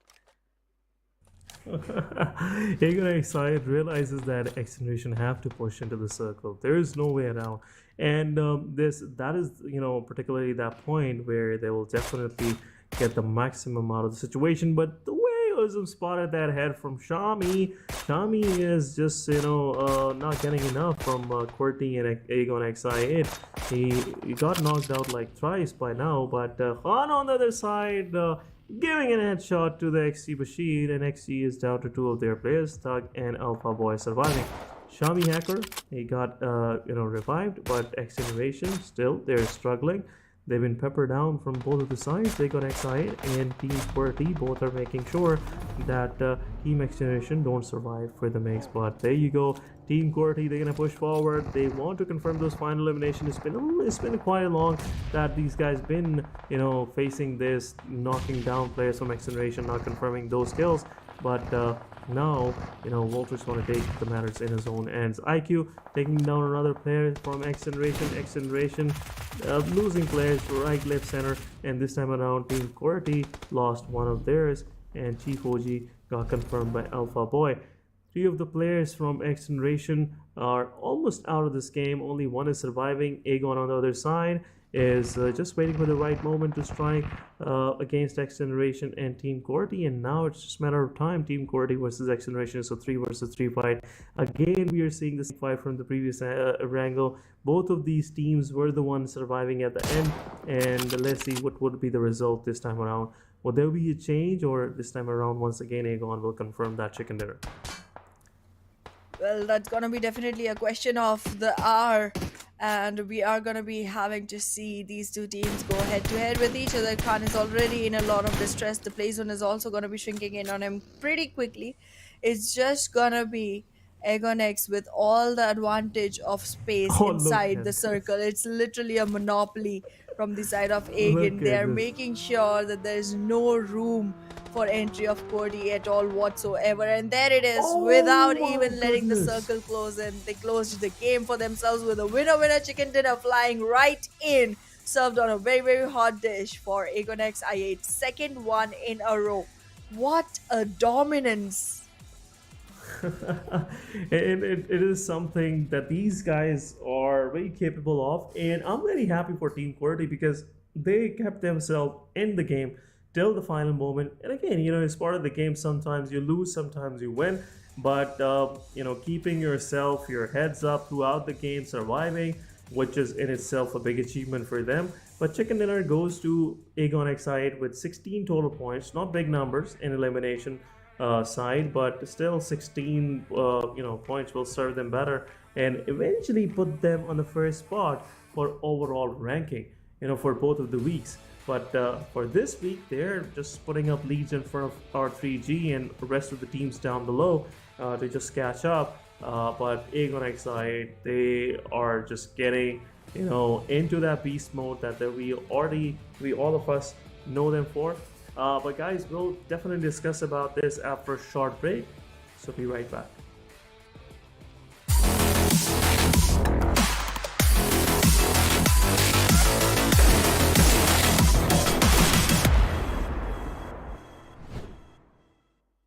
क्या बात है बच्चों, दिल जीतने वाली game खेल गए। तो आंटी आपके साथ भी एक स्क्वाड अप हो जाए? हाँ आ जाओ। इस रमजान अपने स्क्वाड की गेम से बनो किसी की भलाई का मजबूत जरिया और खेलो सिर्फ दिल जीतने के लिए।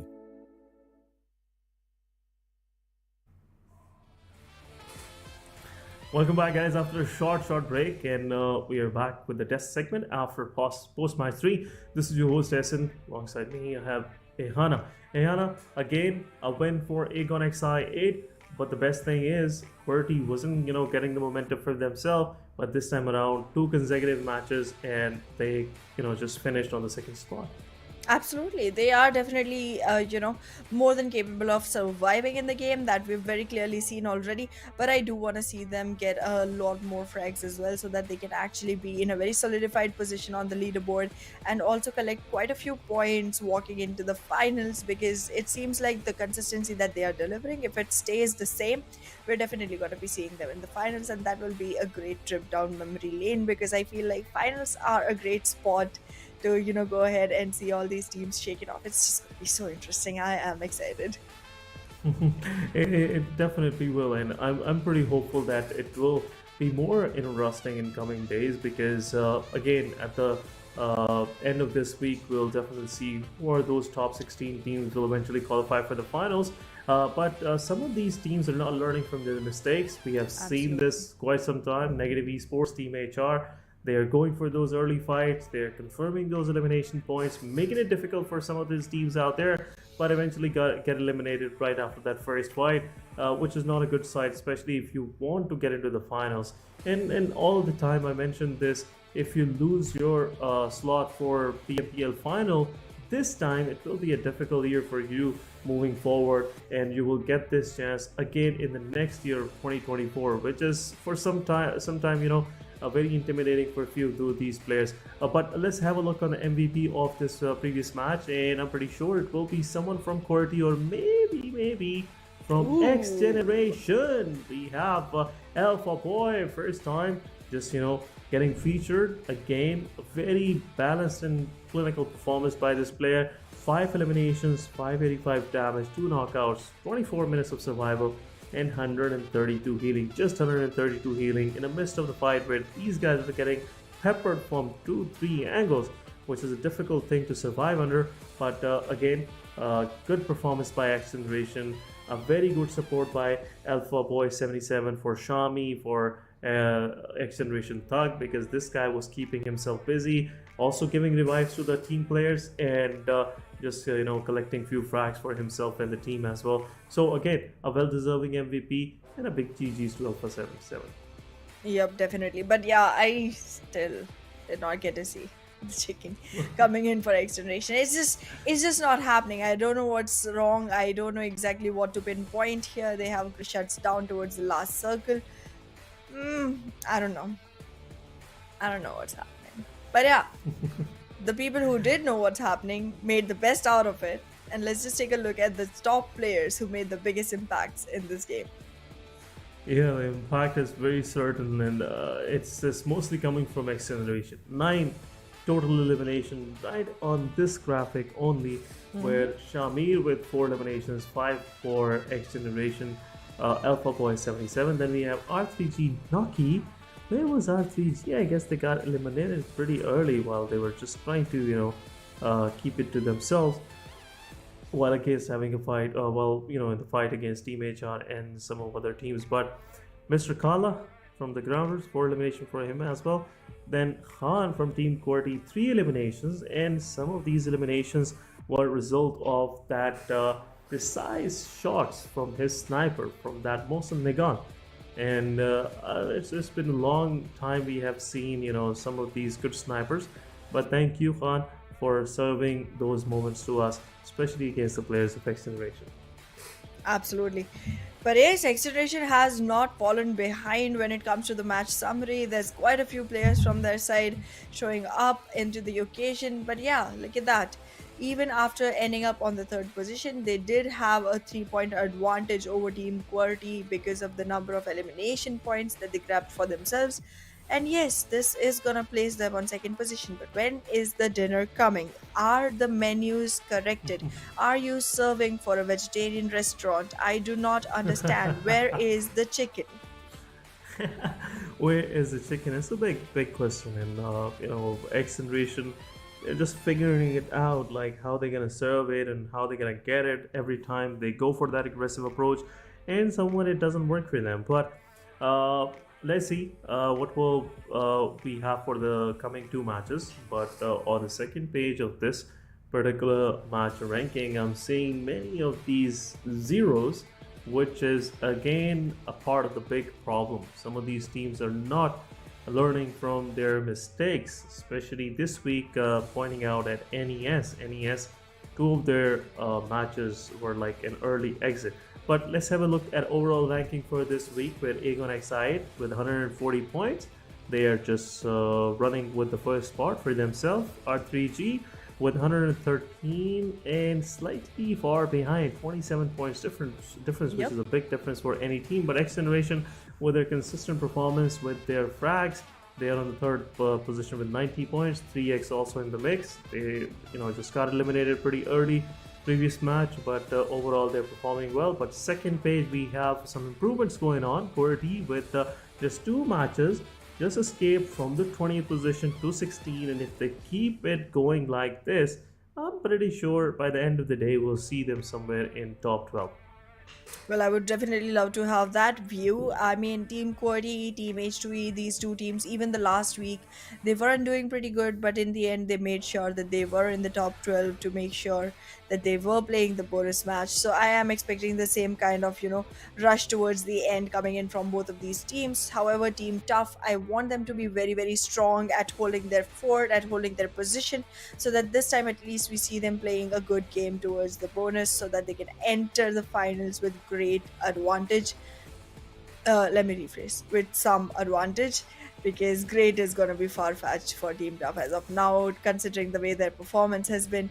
It's just not the best that we have seen. And I mean, I have better hopes for Team Tough. I've heard from you as well that Team Tough actually has a lot of caliber, a lot of potential that they're just not putting out there. So yeah, want to see more, waiting for more. And yeah, just for all the teams that are refraining from giving us the chicken. Okay, I'm ready to make a compromise. I'll be fine with a vegan chicken as well. I mean, fine by me. Just get a chicken. Yeah, it will be a sight, I just want to see a vegan chicken as well. Haven't seen it in a while, but again, some of these guys, it's a hard time for them to understand what they've been asked for. But let's have a look on the schedule of the day. We are jumping into Miramars.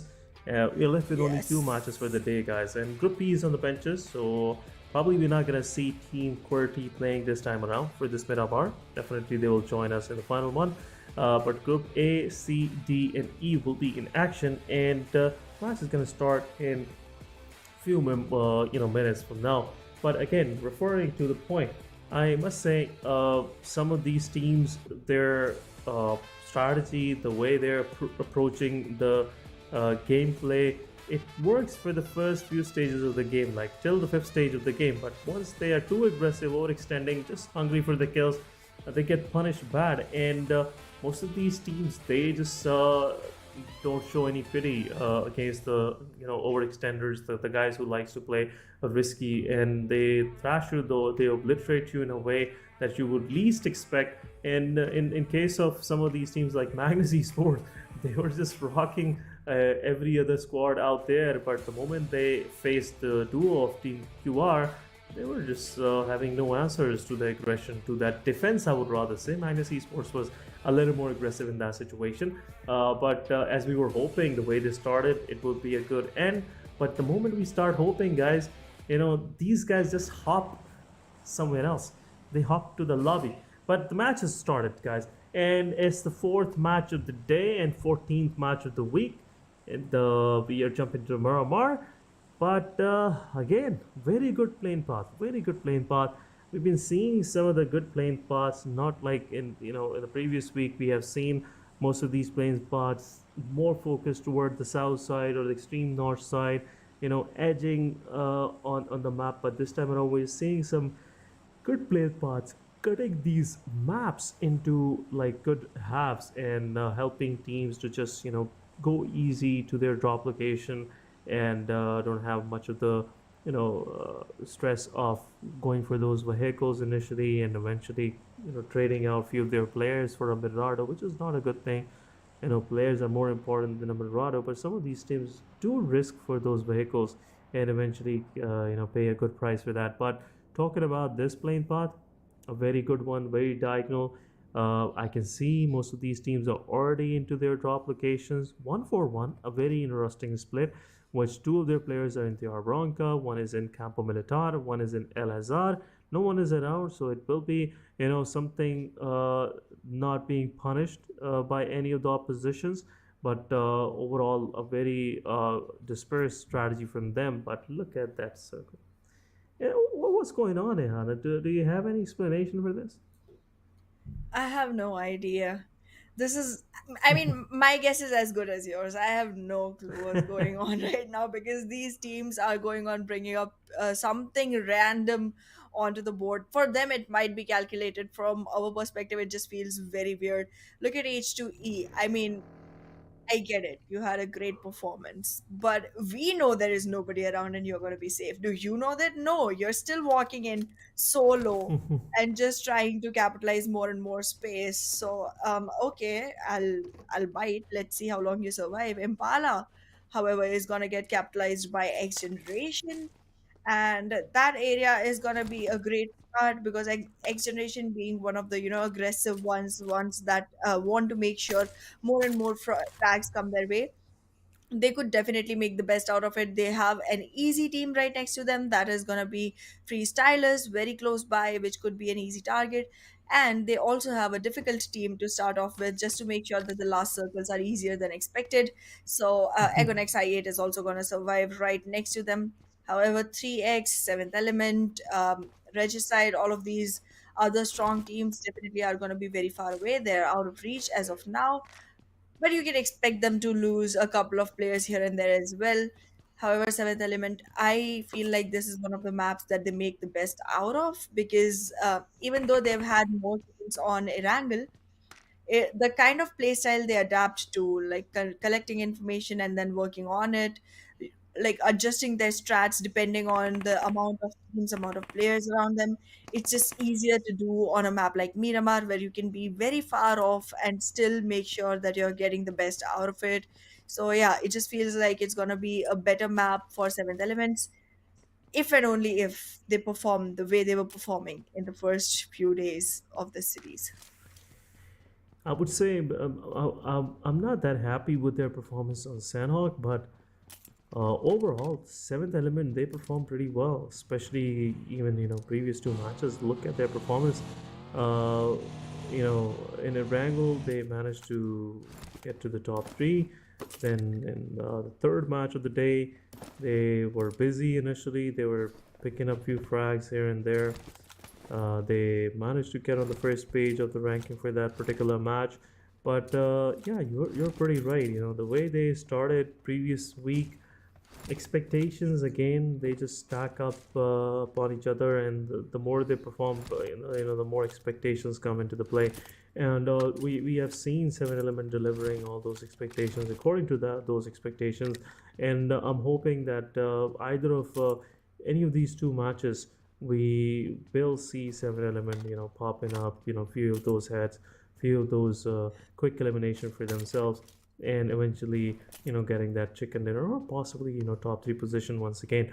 But the team on our screens, XGeneration, we've been trying to decode what's going through their mind.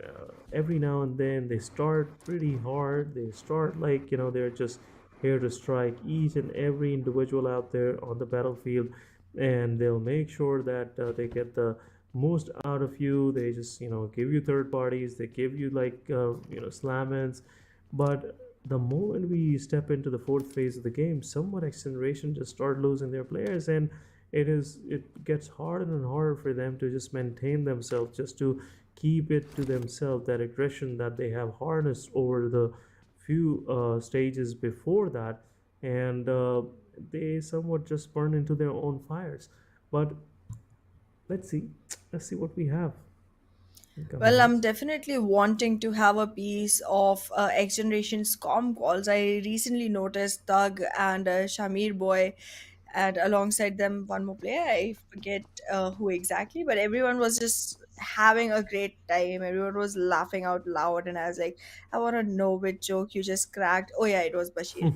I was like, I want to know what joke you just cracked, or do you have like a sure shot strategy for this one? What is going on? I'm hoping for the second one though.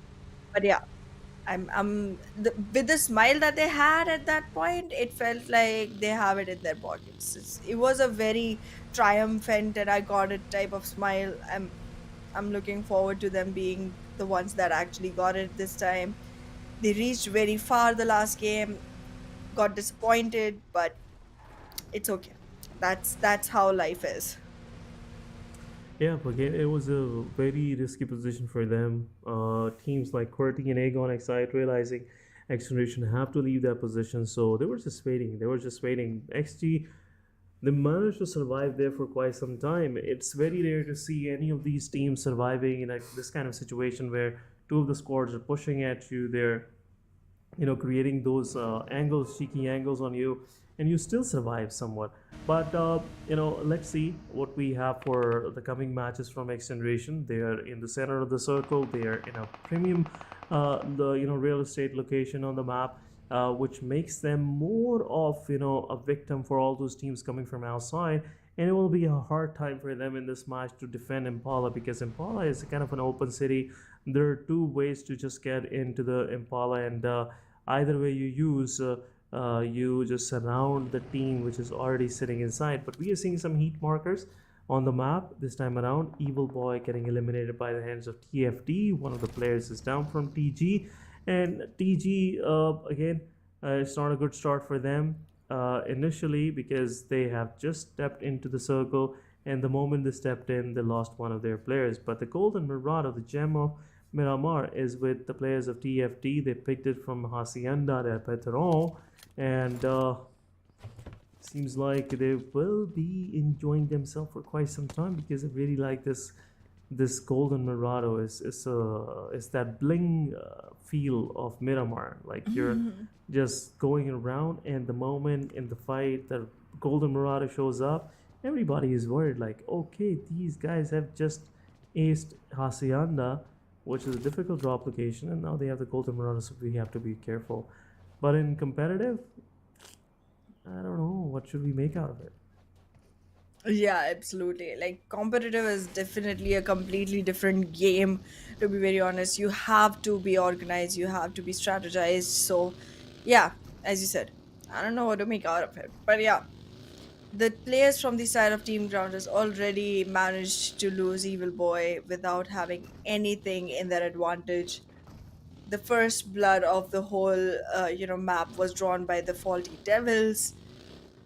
Great start, but I am not sure if we're gonna see this continue. Finally, freestylers working on their name. They've initiated a fight, they've rushed in, they're trying to make the best of it. Miracle is already on his knees, but there's going to be an easy revival that is possible for him, while Cairo and Home to take care of all the players from the side of freestylers. There's going to be enough room for Zarbaf to go in for a flank. He's trying to come in from behind, but Black already knows it. Black has his eyes set on the spot. Zarbaf will have to fall back, and Black is going to follow through. This is an important fight for both the players, because this is what decides whether or not 3x even stands a fighting chance into this one. There's a great push coming in. Oh my god, that is going to result into an elimination. In any case, they are going to be walking in with a man disadvantage, at least, if nothing else. But there, look at it, trying to jump shoot, but dies on the spot. And that is it, a complete elimination of 3x at the 16th position. What is happening? Just like you said, I don't know what to make out of it. This is very rare to see that 3x, the way especially Black and Malik pushed in, drop shot, he did the job. He, gave the first knock on 3x. They pushed in, But again, a 3 versus 1 situation, drop shot got eliminated. Malik just, buy some more time for Arham and Black to show up to the party, and eventually they won the fight for themselves. But GG's, another good fight from Freestyle. Freestyle, again, much needed of these elimination for them.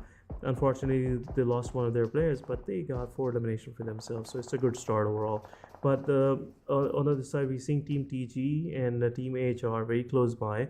Circle have just gave its first shift, which is kind of more centralized in the outskirts of Minas and Raleigh and Impala. So Impala is no more a premium location. So A2E, they are moving as well up, towards the northern side. On the other side, we're seeing Team R3G versus Team Tough. Grappling Joker Sir is knocked out, will be confirmed. Team Tough Haji is trying to give some cover fire, but Waz is also knocked out, so it'll be difficult for the Team R3G to revive Waz. But let's see, I hope that Team R3G don't just commit too much to this place, but Tough Joker bleeds out. 2 of the players from R3G are down, and I believe this is the time where Team Tough should, just aggressively push in and confirm those frags for themselves. So it's R3G versus Team Tough. It's a 3 versus 2 situation. Haji pushing forward. Roshan with that utility. He's trying to make sure that he just keep the Tough at its bay. But on the other side, Roshan have a big difficulty. Back end on the backside, Team Tough also got third party from the side of Team TFD. Edgar is knocked out. Avenger will also fall to the Molotov, but Team R3G is just not getting enough of it. It's always like they're unable to just revive one of their players, and every time they just go for that revival is someone just showing up right next door. But Saad is pushing forward. It's time for Saad to just show up right on time and save Edgar, otherwise it will be done and dusted for Tough. But seems like Tough Edgar and Tough Thor, which is Tough Haji, both will be left to themselves, and Team Tough Saad will just leave for the woods.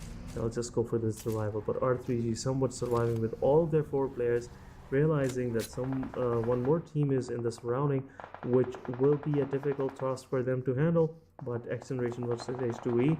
H2E knocked down one player from XGeneration. H2E Tarzan is a little far away from the team, but once they pick up the Asad, it will be an easy go for them. But R3G Avenger definitely confirming those final eliminations on Team Tough. Well, this does not look like the best position for Team Tough. Single player surviving, no frags in the name. They did quite a bit of damage onto R3G, but R3G got all of their men up and went up and running out of the zone. I mean, they had a great ability to actually come back to life and survive like zombies they do. And oh my god, okay. The troubles just don't end for them, do they? Like Knock just got knocked down. He needs a survival, he needs a revival, his team needs some hope, because they have to be consistent to make sure that they manage their position. But well, TFD, a team we do not expect much from, just goes ahead and shuts R3G down almost. It's just Waz, and well, Waz can very very soon turn from is to was surviving, so we'll see. Yeah, TFT with the 3 of their players in the picture. One of the players is slightly away from there, and Batok will go ahead and confirm the surviving to survive the last survived player of Team R3G, and R3G is out of the mix. So again, it's not the R3G day. I was hoping that R3G will try to close out that lead that Aegon Excite already put in front of them. But TFT, they're pushing into the crash site. Team 70 Tokosaurus also have an eye on the situation, giving some damage to the players of TFD. JD is down. Divine will knock down this player, and TFD might lose one of their player in the process of getting into the circle. But Leon on the other side somewhat manages to get in the circle. Now he'll have some peace of mind and also an angle to watch the players of 7 Element But Izzy is also low on HP, T24 OP. He's trying to knock one more down so they can push aggressively and confirm those elimination points. But 70 Tokusaurus realizing it's a risky position to hold because eventually someone will show up right next door and it will be difficult for them to hold on to. But let's see what plan Team 7 Element have for Team TFD. Leon is pretty far away from his team, and it could be the surprise which 7 Element would least expect. But look at that. BABLU reviews is already there. He's just looking for the opportunity where he can strike TFT in their back and eventually take few of those frags there. But TFT, now it's a big task ahead of them. They have to get into the circle like 300 meters and they have to go through 7 Element, which is again a problem for them. So I'm seeing kind of another fight break in between 7 Element and Team TFD. On the other side, BABLU reviews could be a victim to the sprays of 70 T24 OP or maybe Tokusaurus.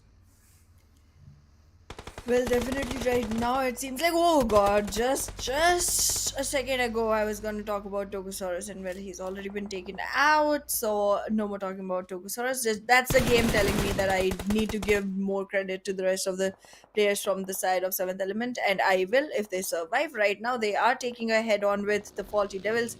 There is a very possible revival already going on from the side of 7th Elements. However, in the back, we are seeing 52 Esports showing up to the occasion and making sure that they build themselves a great party. However, on this map, in this position, if things go right for them even a little bit, it seems like Quantum Rage is gonna take the chicken this time. Unusual, but possible. Very possible. Yeah, there is a big possibility that eventually, we can see QR getting that chicken dinner, but they have to deal with the final player of HR. Here is there. He is trying to go head-on against the whole squad of Team QR, which is a difficult task for that guy, but eventually he'll try his level best. The team will push forward. They realize the guy is right behind the box, but still they somewhat couldn't just, figured out where HR's final two players are, but still it's a difficult thing to just hold on to HR. They are pushing forward.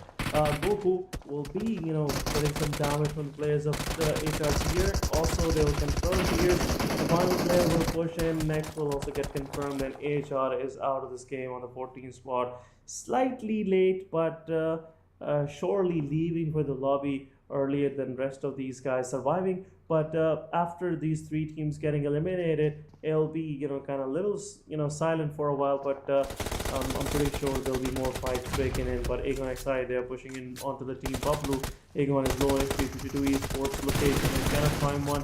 Freestyle also being taken out. Freestyle is the one right now being in the crossfires, but Aegon XI he's expecting Black to come up with this kind of performance, but at last Blade confirming final play from Freestyle, and it's over for Freestyle in this match as well. So even with that initial fight against Team 3X, still Freestyle couldn't manage to survive for long, and this pin kind of script repeating on some of these teams who have some early successes.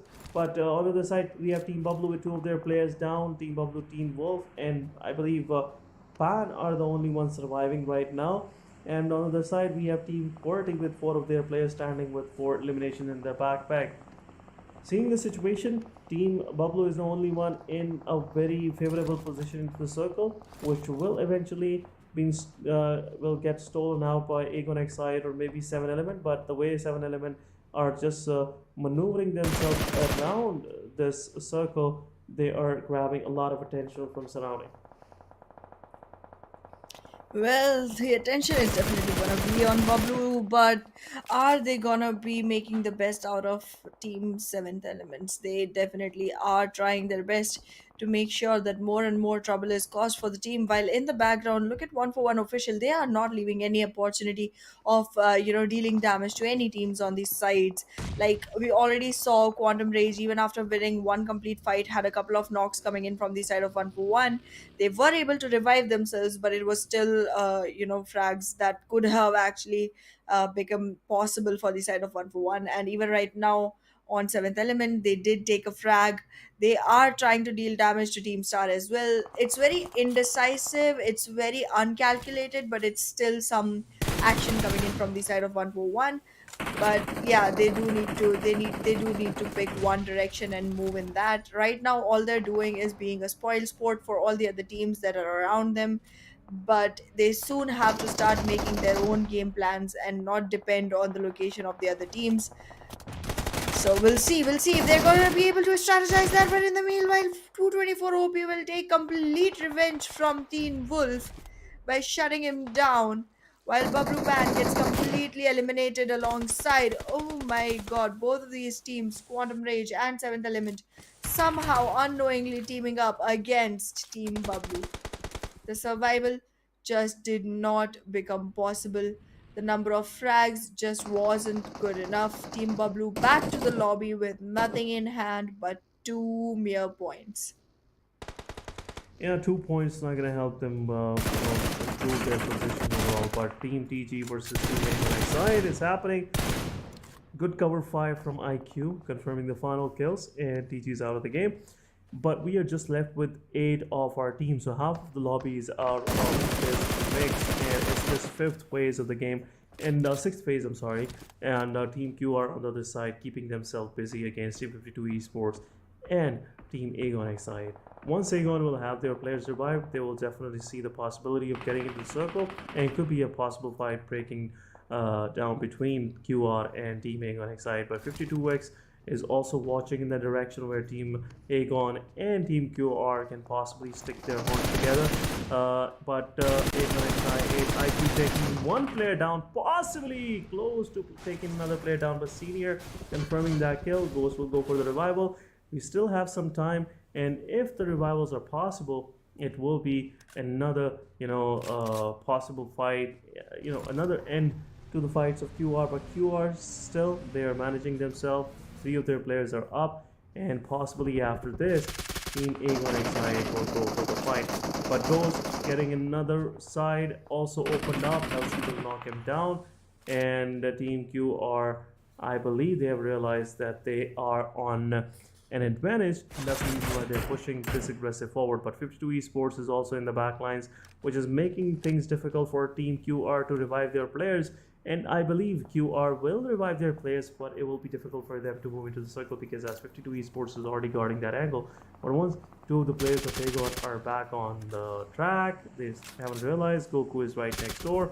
Kozum will definitely go for those kill numbers. Kozum realizing that it's too late for him to just hold on to this position because Blue Zone is right on his back and Agon XI is out of this match. So this time around, not a chicken dinner, but still they managed to get 6 points for themselves, and GG's to the players of QR the way they kept themselves, kept Agon XI out of the circle. But another nade coming out from XGeneration, taking down Joker 1 versus 99.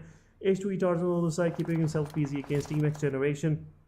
So I'm seeing most of these teams with solo survivors. XGeneration with only 1 player surviving, 7E with 1 player surviving, H2E with 1 player surviving, and it will be kind of, I can say, silent match moving forward for some of these players because they won't be participating much into these fights. But Tarzan and will get spotted out, and Team 52 Esports would confirm that kill. Well, we'll definitely be seeing 52 Esports trying to maintain their position right now. They do have 3 players on stand.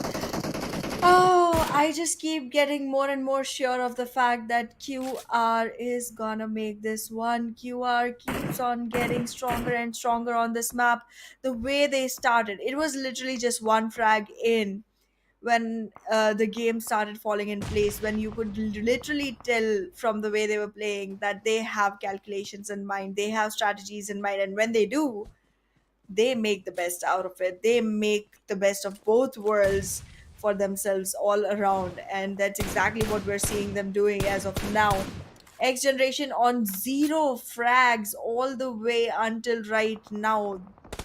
The laughter that we saw in the beginning of the match, not evident of anything, nothing at all. Just one man surviving, not gonna be able to do much for the team. While in the mix, QR is losing a couple as well. Gotta make sure that the revival comes in and still is away from the eyes of Hassan, because 52 Esports is trying to be a big pain to this team. On the other hand, 141 officials, again, a team that keeps on looking for the opportunities to make it more and more difficult for every other surviving one on the board to make sure that all fours stand. So 141 is going to be another one that is going to be a tough competition. Team Star, if and only if the circle is completely in their favor, will they be able to do anything? That's just their pattern. But they are definitely gonna help, QR in some way or the other. That is by making life difficult for 141 officials. And in the meanwhile, 52 Choto will make sure that the complete team of X Generation is off the boards, and the placement points for fifth position are already secured. Yeah, fifth position is in the reach now, but 50. Let's see, 141 official, what plans they have for for Team Star, and vice versa as well. For Team Star, seems like they're getting knocked from far away, which is kind of a regular thing in Miramar. But 52 Esports Chotu again knocking down the players from Team QR. Halsey on the other side throws a Molotov, confirm the final player of 7 elements. 7 elements will also have, good average, points for themselves. So like around 6 points in total. 3 of them come from the eliminations. But 141 officials, still a 4-man standing squad. QR on the other side have one of their players knocked out, but eventually they will, go ahead and revive that player. But Playzone will confirm one of the players from Team Star, which is not a good thing to see. But Team QR is now heads on against Team 141 officials. Senior taking down King, but 52 Esports Shotu will also take down Healthy and also get knocked out in the process by the hands of Senior. But 141 will confirm few more eliminations on Team Star. Team Star is getting into a difficult side where it's least probable that they will survive for any further, which is 141 is making sure that after having their positions, they can go ahead and confirm those eliminations for themselves. But Q are still 4-man standing. So as you were saying, there's a good possibility, around 40% chances of QR winning the match. But still, we have 52 esports into the game with 2 players standing. Then we have we have Star with 2 players standing. Then we have 141 officials with 3 of their players standing. Losing King was not a good idea, but QR bot is pushing forward. Eagle realizing the player is right next door. Goku will push forward and will get knocked out. Another player down. Utility is being thrown. QR Spark is down, and the final player will get a backstab from Team 52 esports, and 141 official are out of this game on the 4th position with only 3 eliminations in their back. So QR shouldn't just go for think it as a win as of now, but losing one of their player was something they would least expect in the fight against 141 officials. But Team 52 esports, their attention is more toward Team Star rather than QR, which is a bigger threat than Team Star. But it's their choice, what they want to choose to handle first. But QR on the other side, after having 3 of their players up, it is kind of making, getting more easy for QR to grab rather than if we talk about 52 esports. Now, there you go, 2 more frags for themselves, and Senior will confirm both of these eliminations and make it the 3rd elimination for him as a whole. Goku on the side have 6 eliminations in his backpack, so it could be another good match for QR as well. So 16 points total is a 3 versus 2. QR is not going to take those risks because they know that chicken dinner is pretty in their close ranges. They just have to hold on to their strategies, whatever is working for them. But I believe QR have an idea where the players of 52 esports are. They definitely do there, and they are closing in very, very slowly with complete cover, with complete safety. However, they are making sure that the cover are not as shieldy as one would expect. The complete shutdown, the complete annihilation could have happened here from the side of Joker 1v99 for QR Goku. However, he manages to survive, stays in the fight, keeps it a 3v2, still manages to give his team the man count advantage that is available and not lose it and become literally on equal grounds. The way that 52 Esports is playing, it seems like they're gonna have their eyes on both the angles, but well, that is all they need to watch for. Hassan will get shut down here, and with that, Quantum Rage takes the winner chicken dinner that Oh they my have been goodness. waiting for a while. This was so calculated all the way from the start to the end, from the first frag to the last. Every single move, just making them stronger and stronger in the lobby. Oh, that's a celebration. Oh my goodness, Team QR just threw a bait, and 52 Esports definitely pounced on that bait, losing both of their players to the already set players holding those positions. Spark on purpose went into the open, just try to give Hassan a challenge right on his face, but Team 52 Esports didn't realize that it was just a bait, just to get out of their covers, not to get into the fights. But QR winning this match with 18 eliminations for themselves, so another dominating performance from Quantum Rage. But guys, we will definitely discuss this after this short break.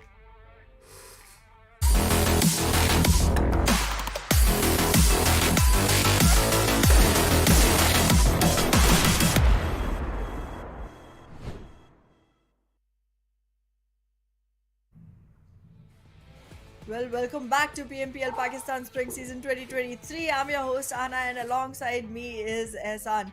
Ehsan, QR keeps delivering great performances. They show up once in a blue moon, but when they do, they make it bleed blue all through. I mean, the last time, if I remember correctly, they had 19 eliminations to themselves, 29 total points, and Senior had 13 to himself alone, which was record breaking.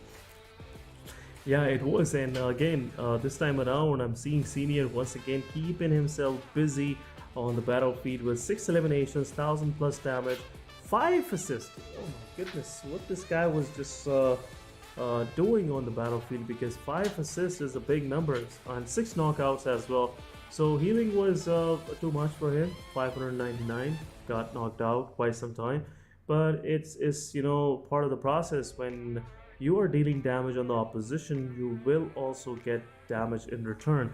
But overall, Quantum Rage, with this kind of performance, I'm pretty sure if they just keep it slightly consistent, it will be more of a big threat for all of the teams out there, because the way these guys play as a unit, they just always prioritize those revivals. They just go as a unit for the fight, as we have seen in the fight against Aegon Xide, against Team 141 Official, and seeing all these fights, like well curated fights where players are covering each other, looks like Team QR have a plan in their mind, the way they operate, and nothing can stop them from being one of the best teams out there. But let's have a look on the top player of this game, and I'm pretty sure there will be more from Quantum Rage, but I was least expecting 7th Element T24 OP, but this guy just keep himself relevant anyway or other. These guys are making some fans for themselves, Absolutely. And well, I shouldn't be, but I am surprised to see 52 esports players up here as well. They did do a great job, but it's not usual for them to do great jobs. So I'm proud of them. I'm happy for their achievements. I'm just having a great time watching the way these teams are evolving all through these matches, and we literally have just one more to go today. The dime is passing on a flight. It's literally flying by, and we're just going on moving towards closer and closer to the finals, and it just keeps making chills flow down my body. Wait a second, what? Yes, Okay. you just have to believe it. Magnus Esports can do it. Why not Quantum Rage Senior as well? True. Elimination points, definitely Goku with 7 eliminations, but damage, highest assist, highest healing done, is all QR Senior. And when QR is playing, they make sure that they get the most out of the match, And we can see in the stats as well. Look at the senior is there, Spark is there, then we have Goku also featured in the highest damage. Then we have in the assist department we have Halsey and Spark with 3 each, also 3 assists for Goku. So it's the whole QR team. Then talking about the highest healing done is again Team QR with 491 by Halsey, 491 by Spark. They didn't realize it was these guys were healing in a proportion to each other. But let's have a look on the match summary for this one. Quantum Rage with 28 points, which is a very good number. And the highest one we have already seen from these guys with the chicken dinner, and again one of the highest numbers for them in this particular match as well. But 52 Esports with 13 points. We have 141 officials with 8 points. Aegon with 6 eliminations, only 7 points in total, 1 placement point. But the Faulty Devils, they were busy from the initial. They were going to the fights. But again, the problem comes in when it's time to survive, when it's time to just hold on to their positions. That's where some of these teams have to work on. The 7th Element with 6 points, again, not a good performance, not a bad performance either, which is, again, keeping their heads up top in the top positions. But on the second page we have Freestyle with 4 elimination points, only success they had throughout the match, and H2A with 3 points in total. Team BABLU, Regicide and XGeneration with 2 each, but 3x Team Tough and HellRaisers are the one getting eliminated initially pretty early. 3x with only 1 success, but rest of these teams, Tough and HellRaisers, they just been a victim of sheer domination by teams like R3G, by teams like Quantum Rage, which is something we rarely see, especially in case of Quantum Rage. But whenever we see it, it's top of line, it's best of the best. But guys, overall ranking for this week, Ehana, Aegon XI, your favorite team is on top. Well, that definitely is so, but I am seeing a great disparity of numbers between these teams. Aegon XI has 5 chicken dinners, and we don't have anyone else reaching 3. So, kudos. But Quantum Rage is making sure that they come back into the game. Those 28 points really boosted them quite a bit. They've come all the way to the 6th position. If I'm not wrong, we were seeing them on the 2nd page until now.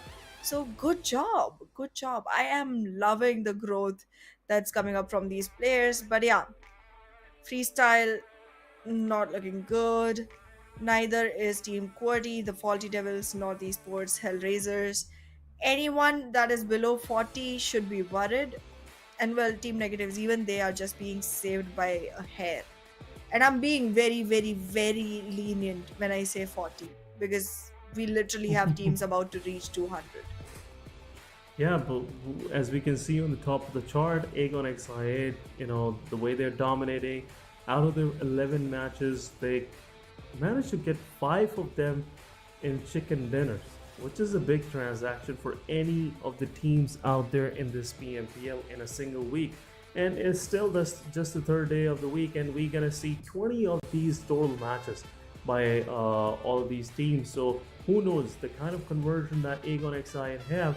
I'm pretty looking at a big number like 8 or 10 chicken dinners overall. But let's see if this push will get any sort of reality or something like that. But it's the final match, guys. We'll definitely have a look on the schedule. But before we go there, I must say, guys, thank you for your support. We really appreciate you all showing up here and showing your love for both of us, and also for the action that we guys are witnessing together on this PMPL Pakistan 2023 stage.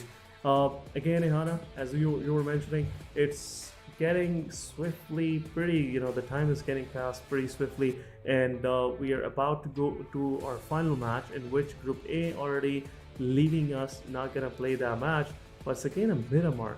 What do you make out of it? Do you think QR will go for another chicken dinner, or this time around we're gonna see Aegon XI? I'm not expecting either of the teams to go for the chicken for this time. I mean, I'm not sure who it will be, but I'm pretty sure it won't be any of these 2 teams, because I just feel like 2 chickens is a lot already. Don't want a 3rd coming in for the same team. That will just make it more and more difficult for the rest of the teams. While again, talking about QR, they generally do have one match that is a great run, But once they do that, they aren't again delivering in the same momentum on the second one. I've never seen them do that. So I'm not expecting another one for either of them. Definitely not expecting one more for freestyle either. So it's definitely going to be a new name. Hoping for it, waiting for it. I'll just let the players surprise me. Yeah, let's see. Because said it will be it will be a good thing to see another chicken dinner from I8, but again, it will make it difficult for to just catch up with these guys. Definitely, the first position is out of the reach. The things get least exciting for the viewers out there because we want to see those changes happening back and forth where teams are aiming for that top position, trying to get the maximum bonus points for their finale. Because guys, again, for a quick reminder, this is the last week for the league plays. Next weekend, me and Ehana, we both will be witnessing the finals, and top 16 will battle for that prize pool, which we discussed in the initial of our transmission as well. But again, it is what it is. We have to just more focused on this league play thingy because top 16 will qualify for the finals and top 12 will play that bonus match on Sunday. But again, things will get difficult. Things get least exciting for teams down below and their fans. But R3G, they're still battling for that first position. I'm pretty sure after 8 matches from tomorrow and 1 match from today, they will just try to get close to that first spot. But guys, final matches here, Ehana. It's the 15 match of week number 2, and it's the again the closing match of the day. A very good playing path once again. The playing paths are good, but the way the first few circles are forming is making it difficult for some of these teams to survive. That sure is happening. But I feel like I can this time confidently go for XGeneration or R3G to be uh, the ones that make it because, well, R3G, we have been talking about them being consistent, them being great.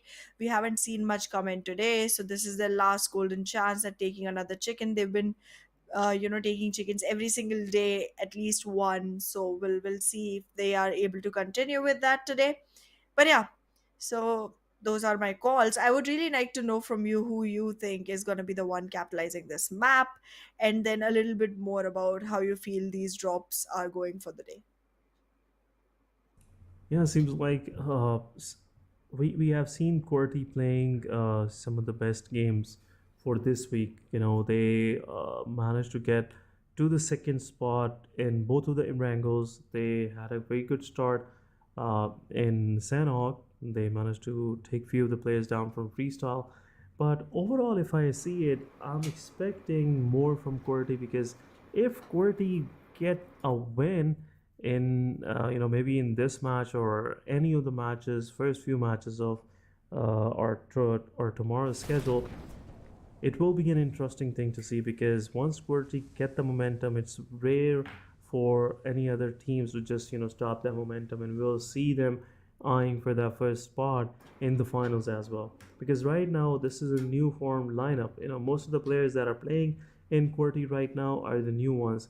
Voltrix and Khans are the guys we've been playing together for quite some time. But Pop and G4G, they have been recently inducted. They are the recent ones to join in. So there's a slight, I would say, hole in the strategy, which somewhat gets exploited by some of these teams out there.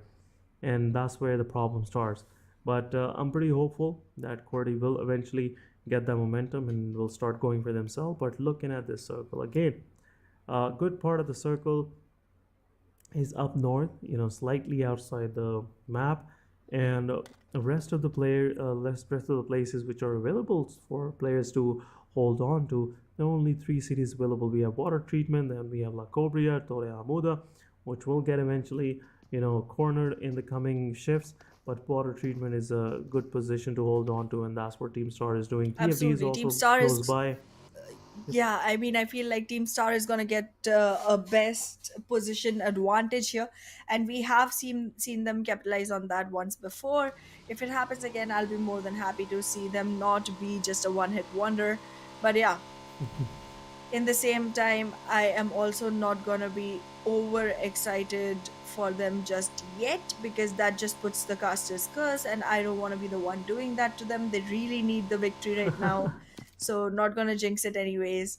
But yeah, we are seeing Seventh Element going all the way back to their own default drop location. Same for Agonex I8, two really strong teams, generally making sure that they are on two very opposite positions.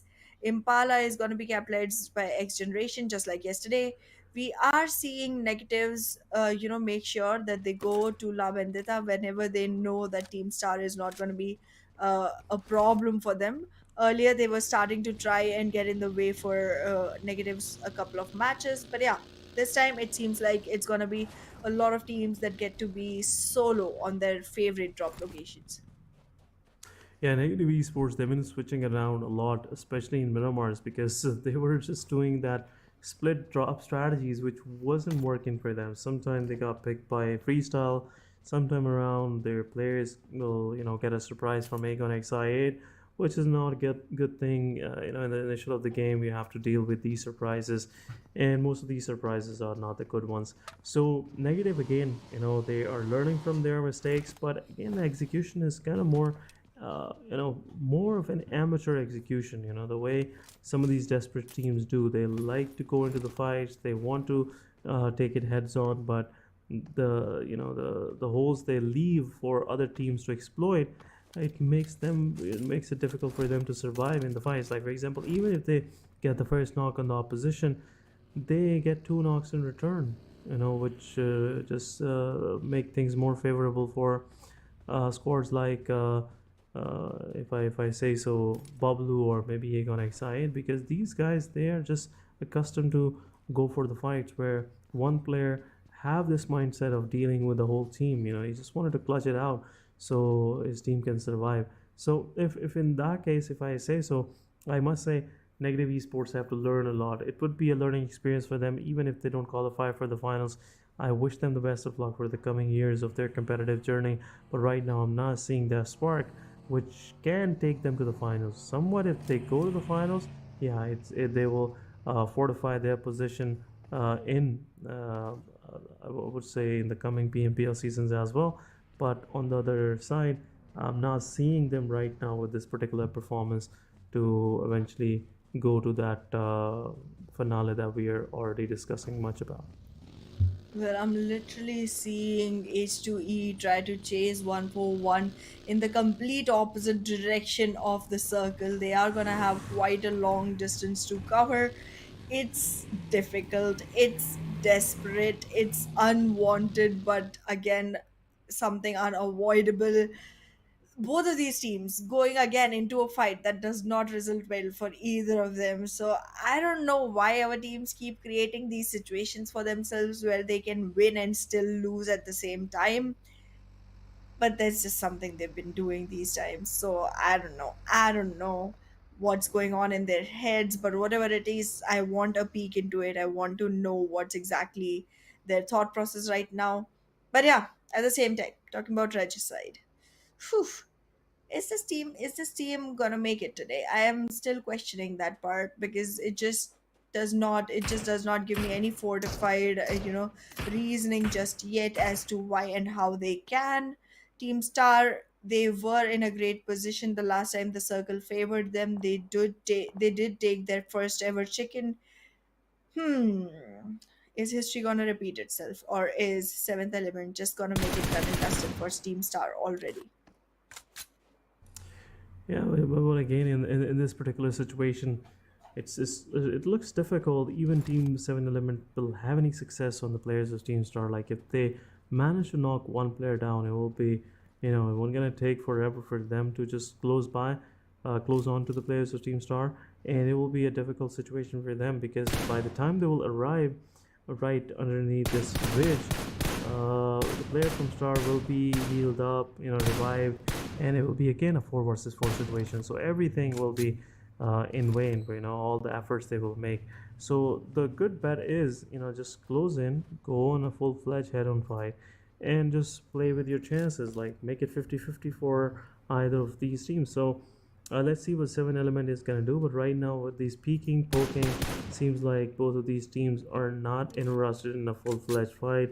Otherwise, they would have done anything, any actions to prove it wrong. But there you go. Circle shifts. Team Star. Now they have to move as well. Same goes for Team 7 Element, realizing that there's no more time left. But Magnus Esports will take it down, buzz it, and they'll definitely buzz that guy out of this lobby. The rest of the team, Negative Esports, is going away. They're just going for those close quarters where they can just hold on to this. But Magnus then take another player down from Negative Esports within no time. 4-man standing. Negative is just left with only 2 players surviving, and now Magnus realizing that these guys are going for that same compound. Not so. There's a change of plan, and let's see how far Magnus can chase the players from Negative Esports.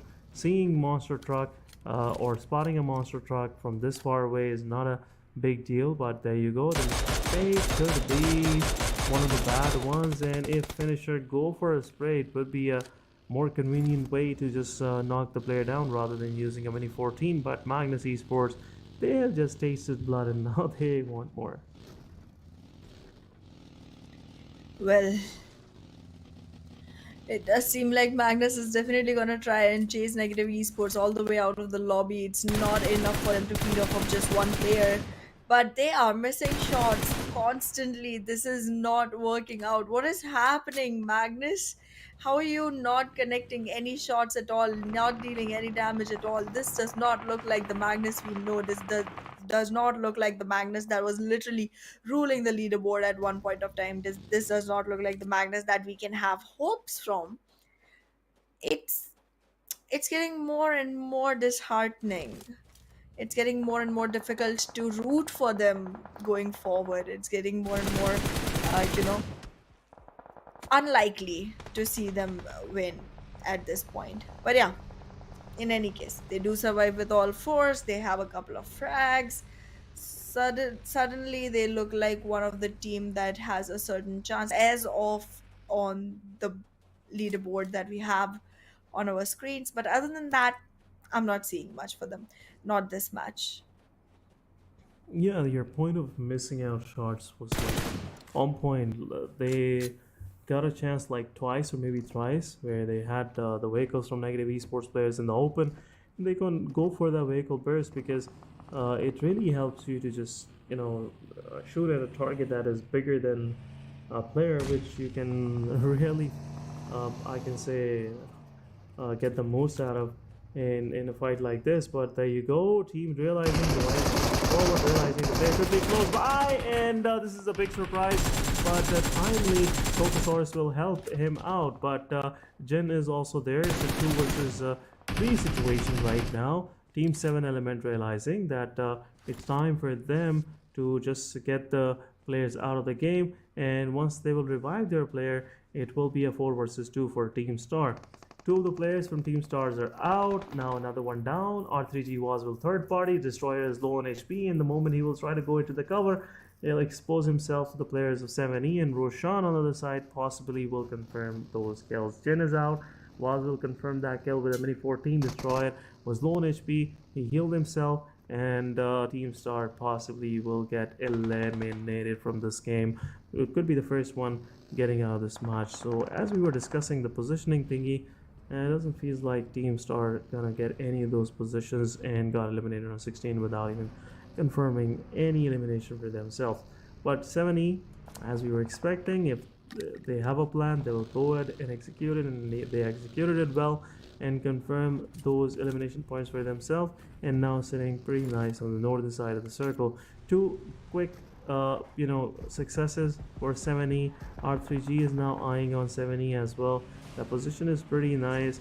There's a good amount of hard cover available where 7E is residing right now, but still it comes with a big risk. But 141 officials with R3G, they're taking fights, was taking down 2 of the players. H2E Tarzan also getting eliminated, H2E losing one of their players. But R3G on the other side, I'm pretty sure they have a plan for 141 official. Tough Joker will push forward. Hassan will right now help one of his player. Joker 1 versus 99. to just knock one player down from Tough, but Team Tough is gonna push forward. Look at this. They have a good idea at the back, and this is something Team Tough don't want to lose. It is a drop shot, but all in vain. 52 Esports is out of the game, but there is a third party possibly coming in, which can keep things, turn things around for Team Tough. And Magnus Esports is the one doing that third party on them. Team Tough, they had a good fight, but losing your plays like this really hurts. But on the other side, Magnus is pushing forward. Team QWERTY's pop taken down. On the other side, Negative's Pinkman is being taken down by Chief OG. Chief OG will push forward, and we'll do this for once, confirm it once for it. But look at this, Khan going in open, taking one player down for Magnus Esports. Magnus have to realize now it's time to push forward. Another one down. Chief OG will confirm that kill, but third party, I guess so, or Magnus Drolan coming with that fire, and will knock down the players from QWERTY. There are finally 2 players surviving. Zipian is also there, and I believe so Zipian will go ahead and push into the direction where he can possibly confirm the final elimination on Team QWERTY. Now Drolan and Zipian full in HP, they will push in. It's a 1 versus 2 situation. Khan is getting revived. Chief is waiting for that right time. Revival is being stuck, and now game over for Team QWERTY. Magnus will confirm those eliminations.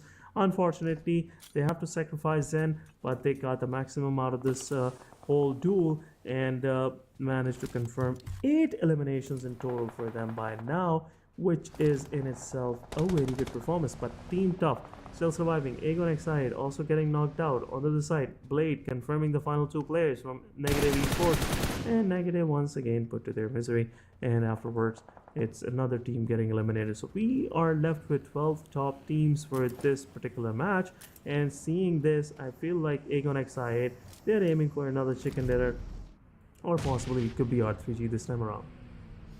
Well, I'm definitely hoping for R3G to actually go ahead and claim this one, but yeah. In the meanwhile, we are soon going to be seeing the elimination of Tough X as well. It doesn't seem like they have much to live for anymore, at least not on this map at this time. But 1-for-1 official and R3G in a much closed quarter than you would think of in a map like Miramar. And well, R3G making the best out of it. They are collecting frag points left and right, and with that they make it to 6 frag points and all 4 men standing. So definitely a strong contender for this one. Let's hope it turns out to be right. But yeah, I mean, I've already said that I think they will win. That means they won't, because that's just how my predictions work these days. It's weird. Yeah, we'll be confident about your predictions. You definitely had a good prediction in case of previous Miramar, where QR managed to get the chicken dinner at the end of the day. But Team Tough with their solo survivor Saad confirming another frag point, which is a good thing. 3 points in total for their frag, still in top 11. But H2E Asad, also another solo survivor that TFT gonna just grab the opportunity on, and will confirm that player. TFT with this another success would have 4 eliminations in their backpack. This is how TFT likes to operate. Even in the final few days of the league plays, they just come in, they just charge in, they confirm few eliminations, go ahead and qualify for the finals, and in the finals, that's where TFT struggles sometimes. But this time around, I feel like they're an experienced side, and they will be performing some of these miracles on the battlefield, which they promised this time around. But R3G on the other side, getting knocked out. TFT Leon will confirm. Avenger, Knock is also knocked out. So as we were discussing about R3G, I believe your prediction is working.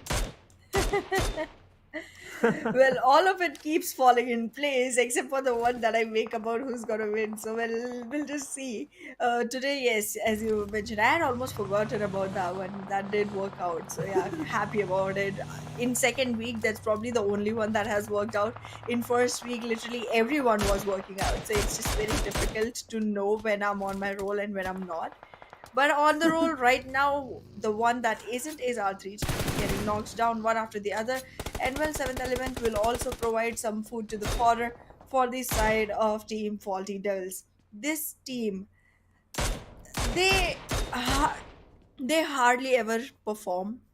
But when they do, they make life so difficult for all of the teams that people are rooting for all of the teams that are statistically strong, that are, advantageously sitting on the board. It just becomes very, very unpredictable with TFD.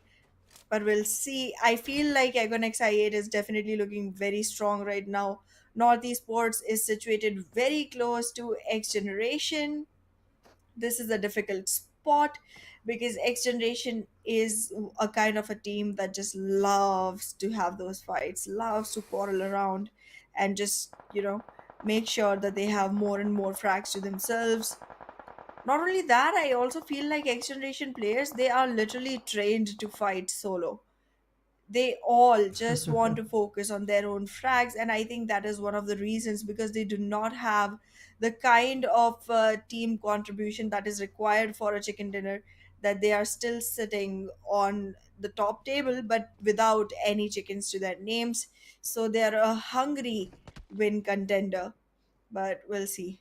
We'll see if this is going to be any different, because so far I feel like all of their players individually do great deliveries in performance, but as a team they are failing a little, and that just does not seem like the right way to go about in a game that is made for teams, that is made to be played in squads. So you just got to be very, very careful of who you're choosing to play with and how well you are able to gel with them, to be relying on them to make sure that you get the best out of the situations.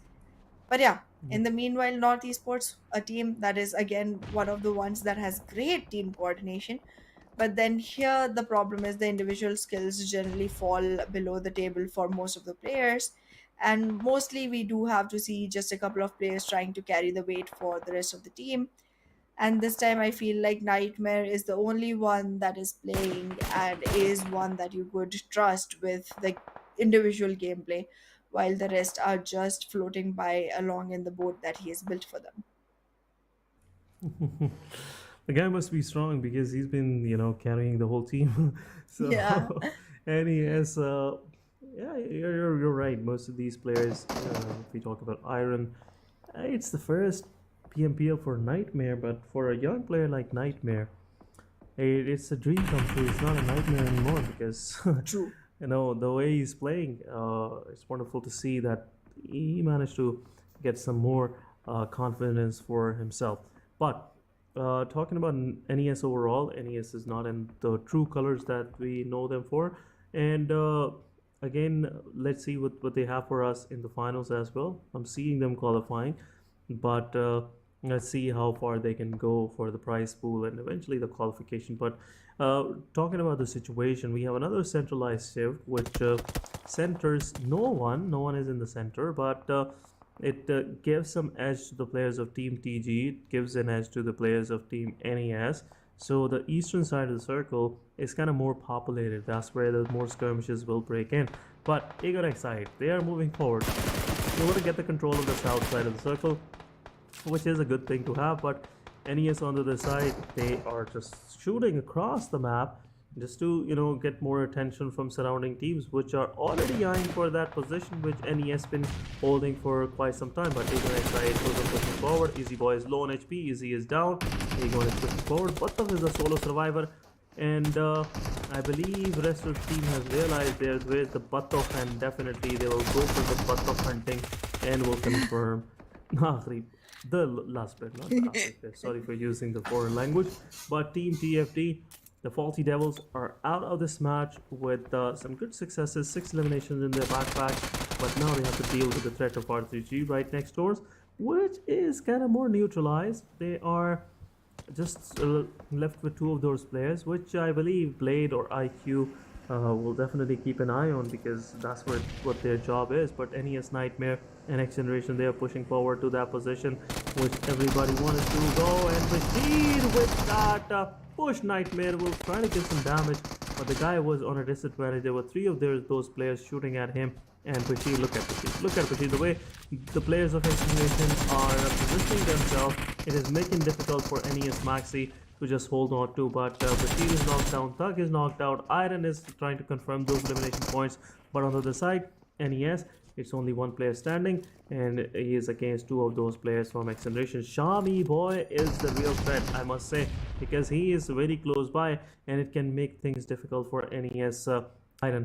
Shami boy pushing forward. Thug is also bleeding out, and he is asking for that revive, which is very much needed. XGeneration Shami, he is not pushing forward.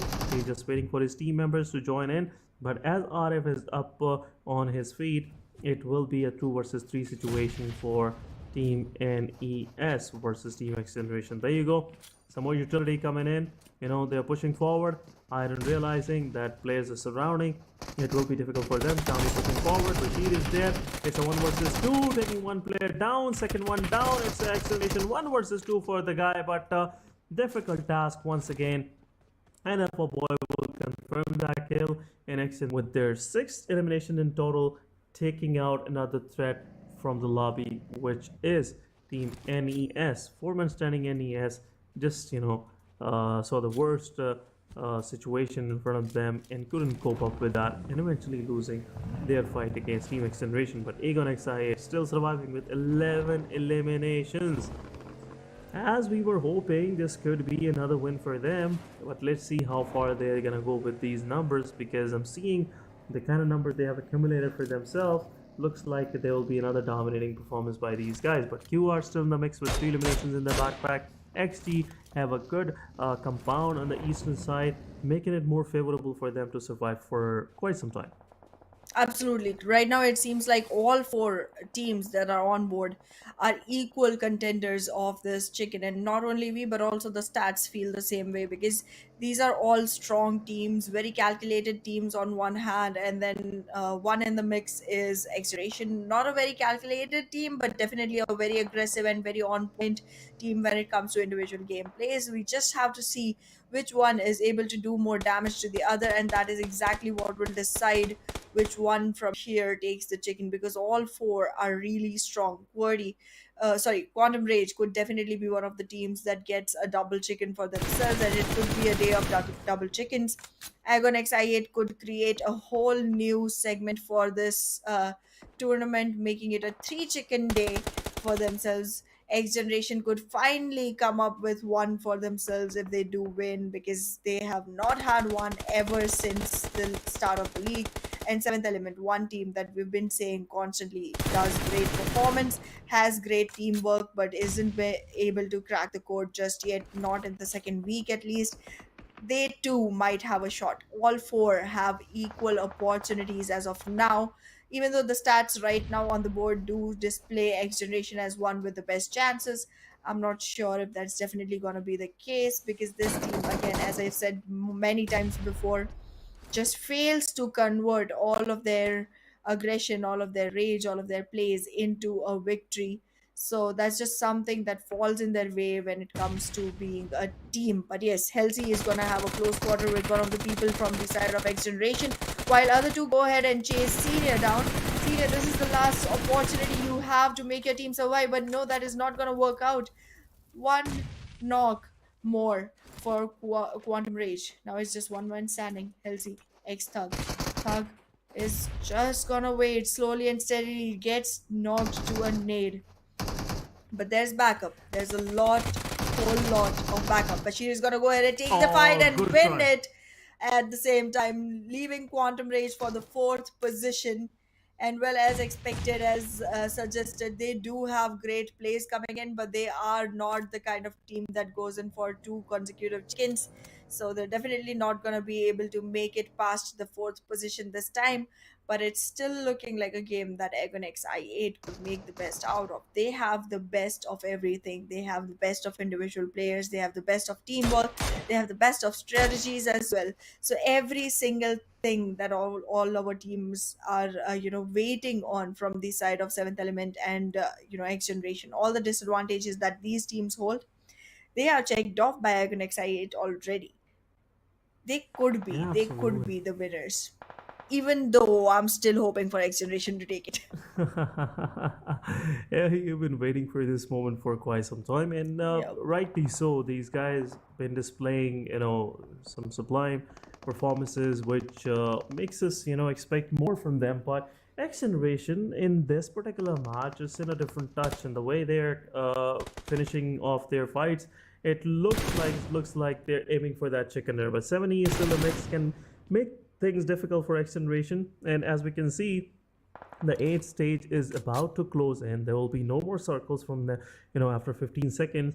It will be a difficult one for XGeneration because they are right now kind of more, on the edges. But look at XG Bashir. He takes down T24 OP, but Divine comes in with the cover 5. Ashad will also get knocked out. XGeneration with 2 more successes for themselves.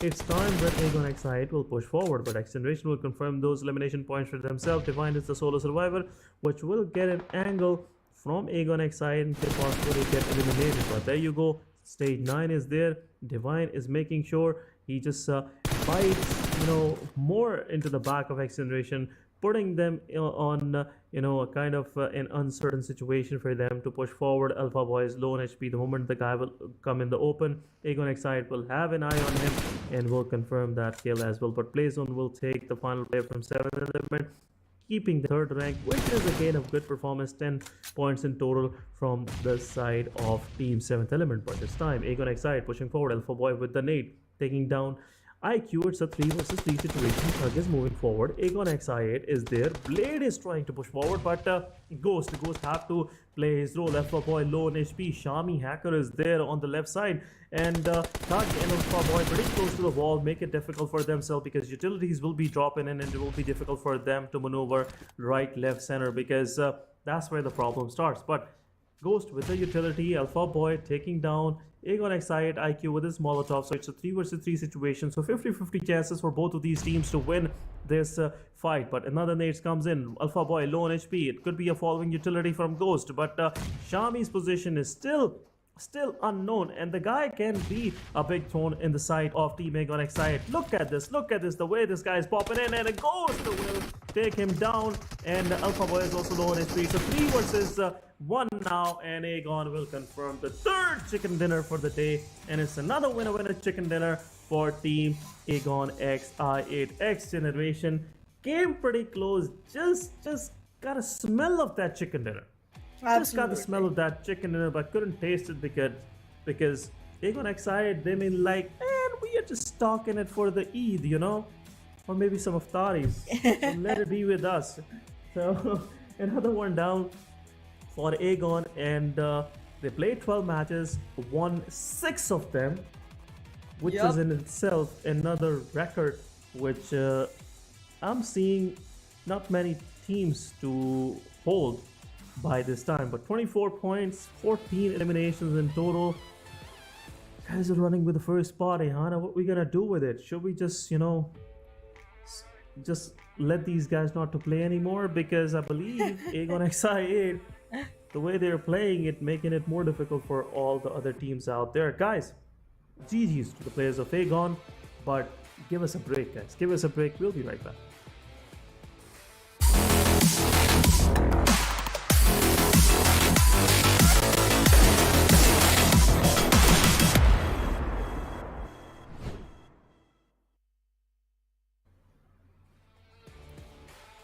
Welcome back. You can see the smile on the face of Ihana and also on my face, as I was expecting XG to win, as Ihana said. You know what I mean, guys. But XGeneration, Shami was coming up with his tricks, but didn't realize Ghost had few down his sleeves as well. But GG's, man, GG's. What else we can say? XGeneration, one heck of a match after a while. 7 elements still consistent, keeping themselves in top 5 positions. We have seen them popping up in Erangel, once again in Miramar. So out of 4 matches today, 7 element had like 2 of them going pretty good for them. But overall, what would you say for I8, Ehana? I can see those smiles. I can see your sparkling eyes after the performance of I8. I mean, what is there to say? They have created such a huge wiggle room for themselves that it's just gonna look very, very difficult for everyone else. There is no room for anyone else to actually go ahead and capitalize on anymore. 3 chickens in a day. Not only that, like, it's a 75% conversion rate for a team that is battling 15 others every single match. How do you do that? I have zero idea how a team can perform that well in a week while the last one has been so difficult. Yeah, but what would you say about this MVP? Seems like Ghost have like very good performance for him. Well, that's true. Coach definitely did have some great performance, but in the same time, as I was already rooting for XGeneration, I have something to say, and I don't want people to get mad at me for this. Inshallah, boys played well. Inshallah, it's been a story for many of the players out there. They went way, they came close, to the victory, but at the end of the day, the teams that are more based, the teams that have a plan, and they can, teams that can hold on to themselves for, in situations like these, at the end of the day, just grab the victory for themselves. But it's been a wonderful day for Team I8 with 3 chicken dinners in their backpack. These guys are good for like 2 weeks from now on. I'm not sure what they're gonna do in the finale, but definitely I can see a glimpse of the performance, a glimpse of the kind of performance they're gonna bring forward in the finales. But guys, top player, we have Aegon XI, 8 Ghost on the first position with 5 eliminations, 734 damage. Then we have Shamir, the front line assaulter for XGeneration, Adrenaline with 4 eliminations, 882 damage.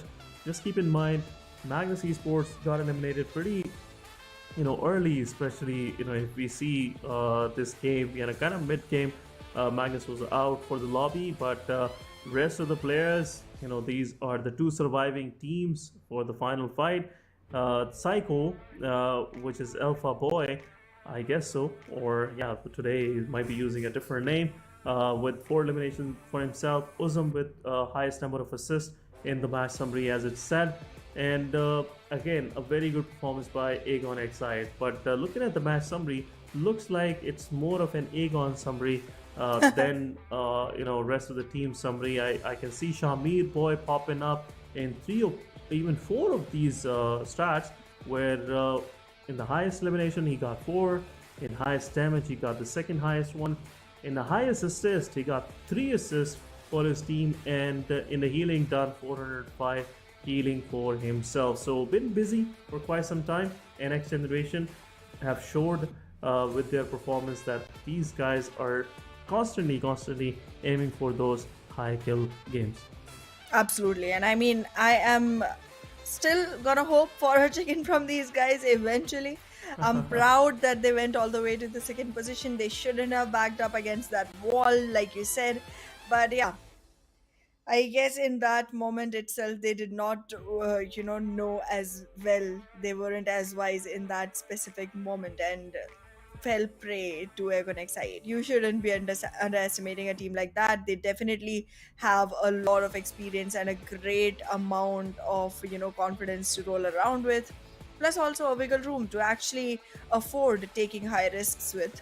So yeah, it just seems like there was a great last match, but it did not go the way that XGeneration would have hoped. But Aegon XI just going on claiming new and new records every single time. I mean, so proud of them. And on the other hand, we still do have teams that get no frags at all, that get no placement points at all. What can we do about these teams, Ayasan? What can we do? 141 officials, I was least expecting them to see them down below here.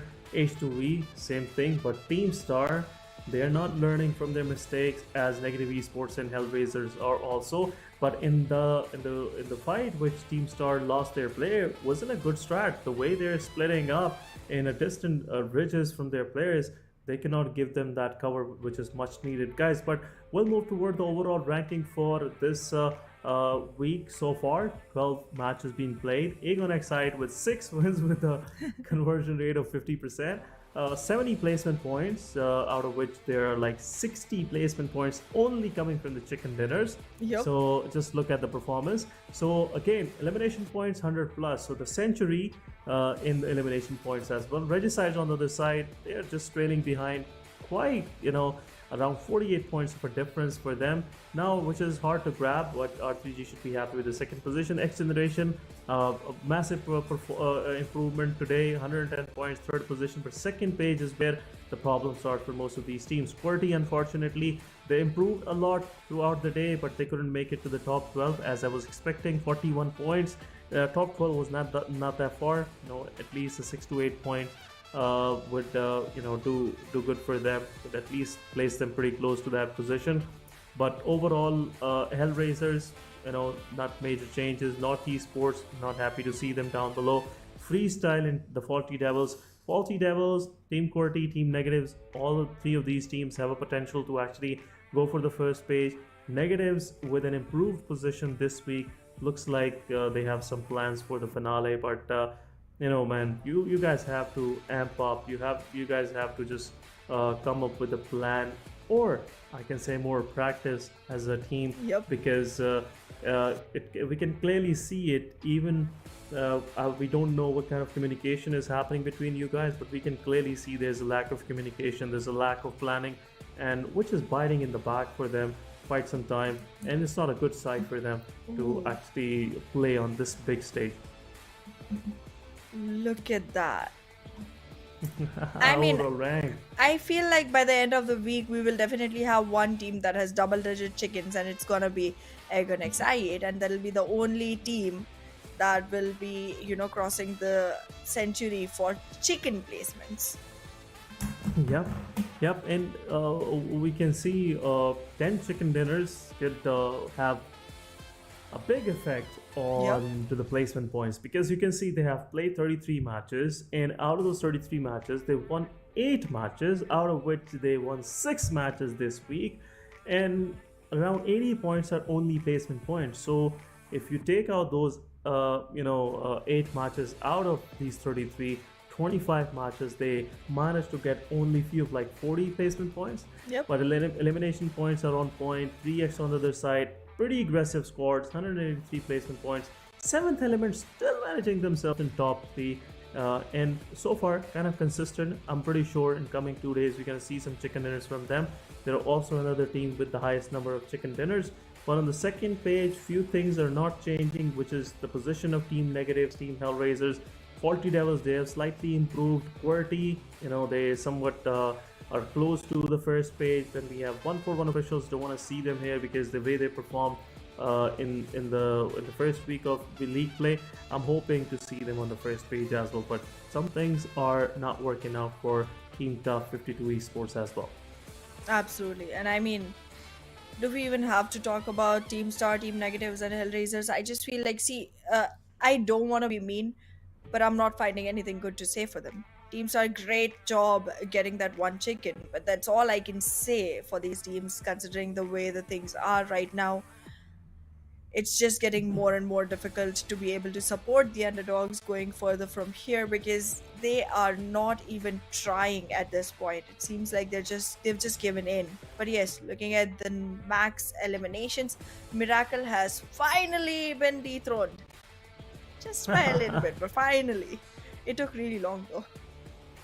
Yeah, it took like it's almost, if we count it out, it's been 8th day of league play. Yep. And for that long, this guy been on top position, but still it's the run for the $1,000. Who knows, by the time we will see this graphic for the next, for the next few days, it will be changed a lot, and we can see Shamir Boy very close, Noki very close to the 60 elimination points, and the things which really impressed me in the performance of IQ is the damage he dealt. Like, it's a difference of almost 1,000 damage if we compare it with the damage from Noki or Shamir. And also seeing Uzum here after like 2 or 3 days of domination from Team Aegon XI8, looks like there are more players gonna come into this ranking from from I8 as well, and will just snap the chance of winning $1,000 from either of these players on the screen. But let's have a look at our match summary, day summary. I'm sorry, not match summary, day summary for all of the matches that have been played. And it's been kind of an Aegon XI8. Yeah. It's Aegon XI8. summary. They played 4 matches, 2 Erangels, 2 Miramar. Out of those, they won 3 of them, and the one they just somewhat couldn't manage to get the chicken dinner. They lost the fight against the team which eventually won the match. Yep. So it is more of, I can say, an egg on day. Yeah, It's not Friday, it's an egg on day. it's definitely. And is it still Friday anymore? I guess it's already Saturday. Yeah, it's already It is Saturday. Saturday. We started on Friday, and it's been But a you day said long. Friday. Are you trying to April fool me because it's the 1st of April now? Okay. I should have said something which could be witty, but I can see there's nothing more we can talk about. There are many teams out there that making a big fool of themselves with their performance. But guys, make sure to follow us for recent developments, for more of PUBG Mobile backstage content on these below channels. For YouTube, you have PUBG Mobile Esports Pakistan. For Facebook, you have PUBG Mobile Pakistan Official. Then you have PUBG Mobile Esports for YouTube as well. You can also follow us on Instagram for PUBG Mobile PK .pk, which is for all the recent standings, your favorite team stats and everything. But if you guys have any feedback for Ehana, definitely tell me on my Instagram, that is down below. And if you have any feedback for me, which I'm doing bad, tell Ehana, don't tell me, because I won't listen to it. But that was it. Ehana, any final remarks before we close it out? I mean, I have a lot to say. It's gonna take about 10 minutes. Sorry, it's April Fool's.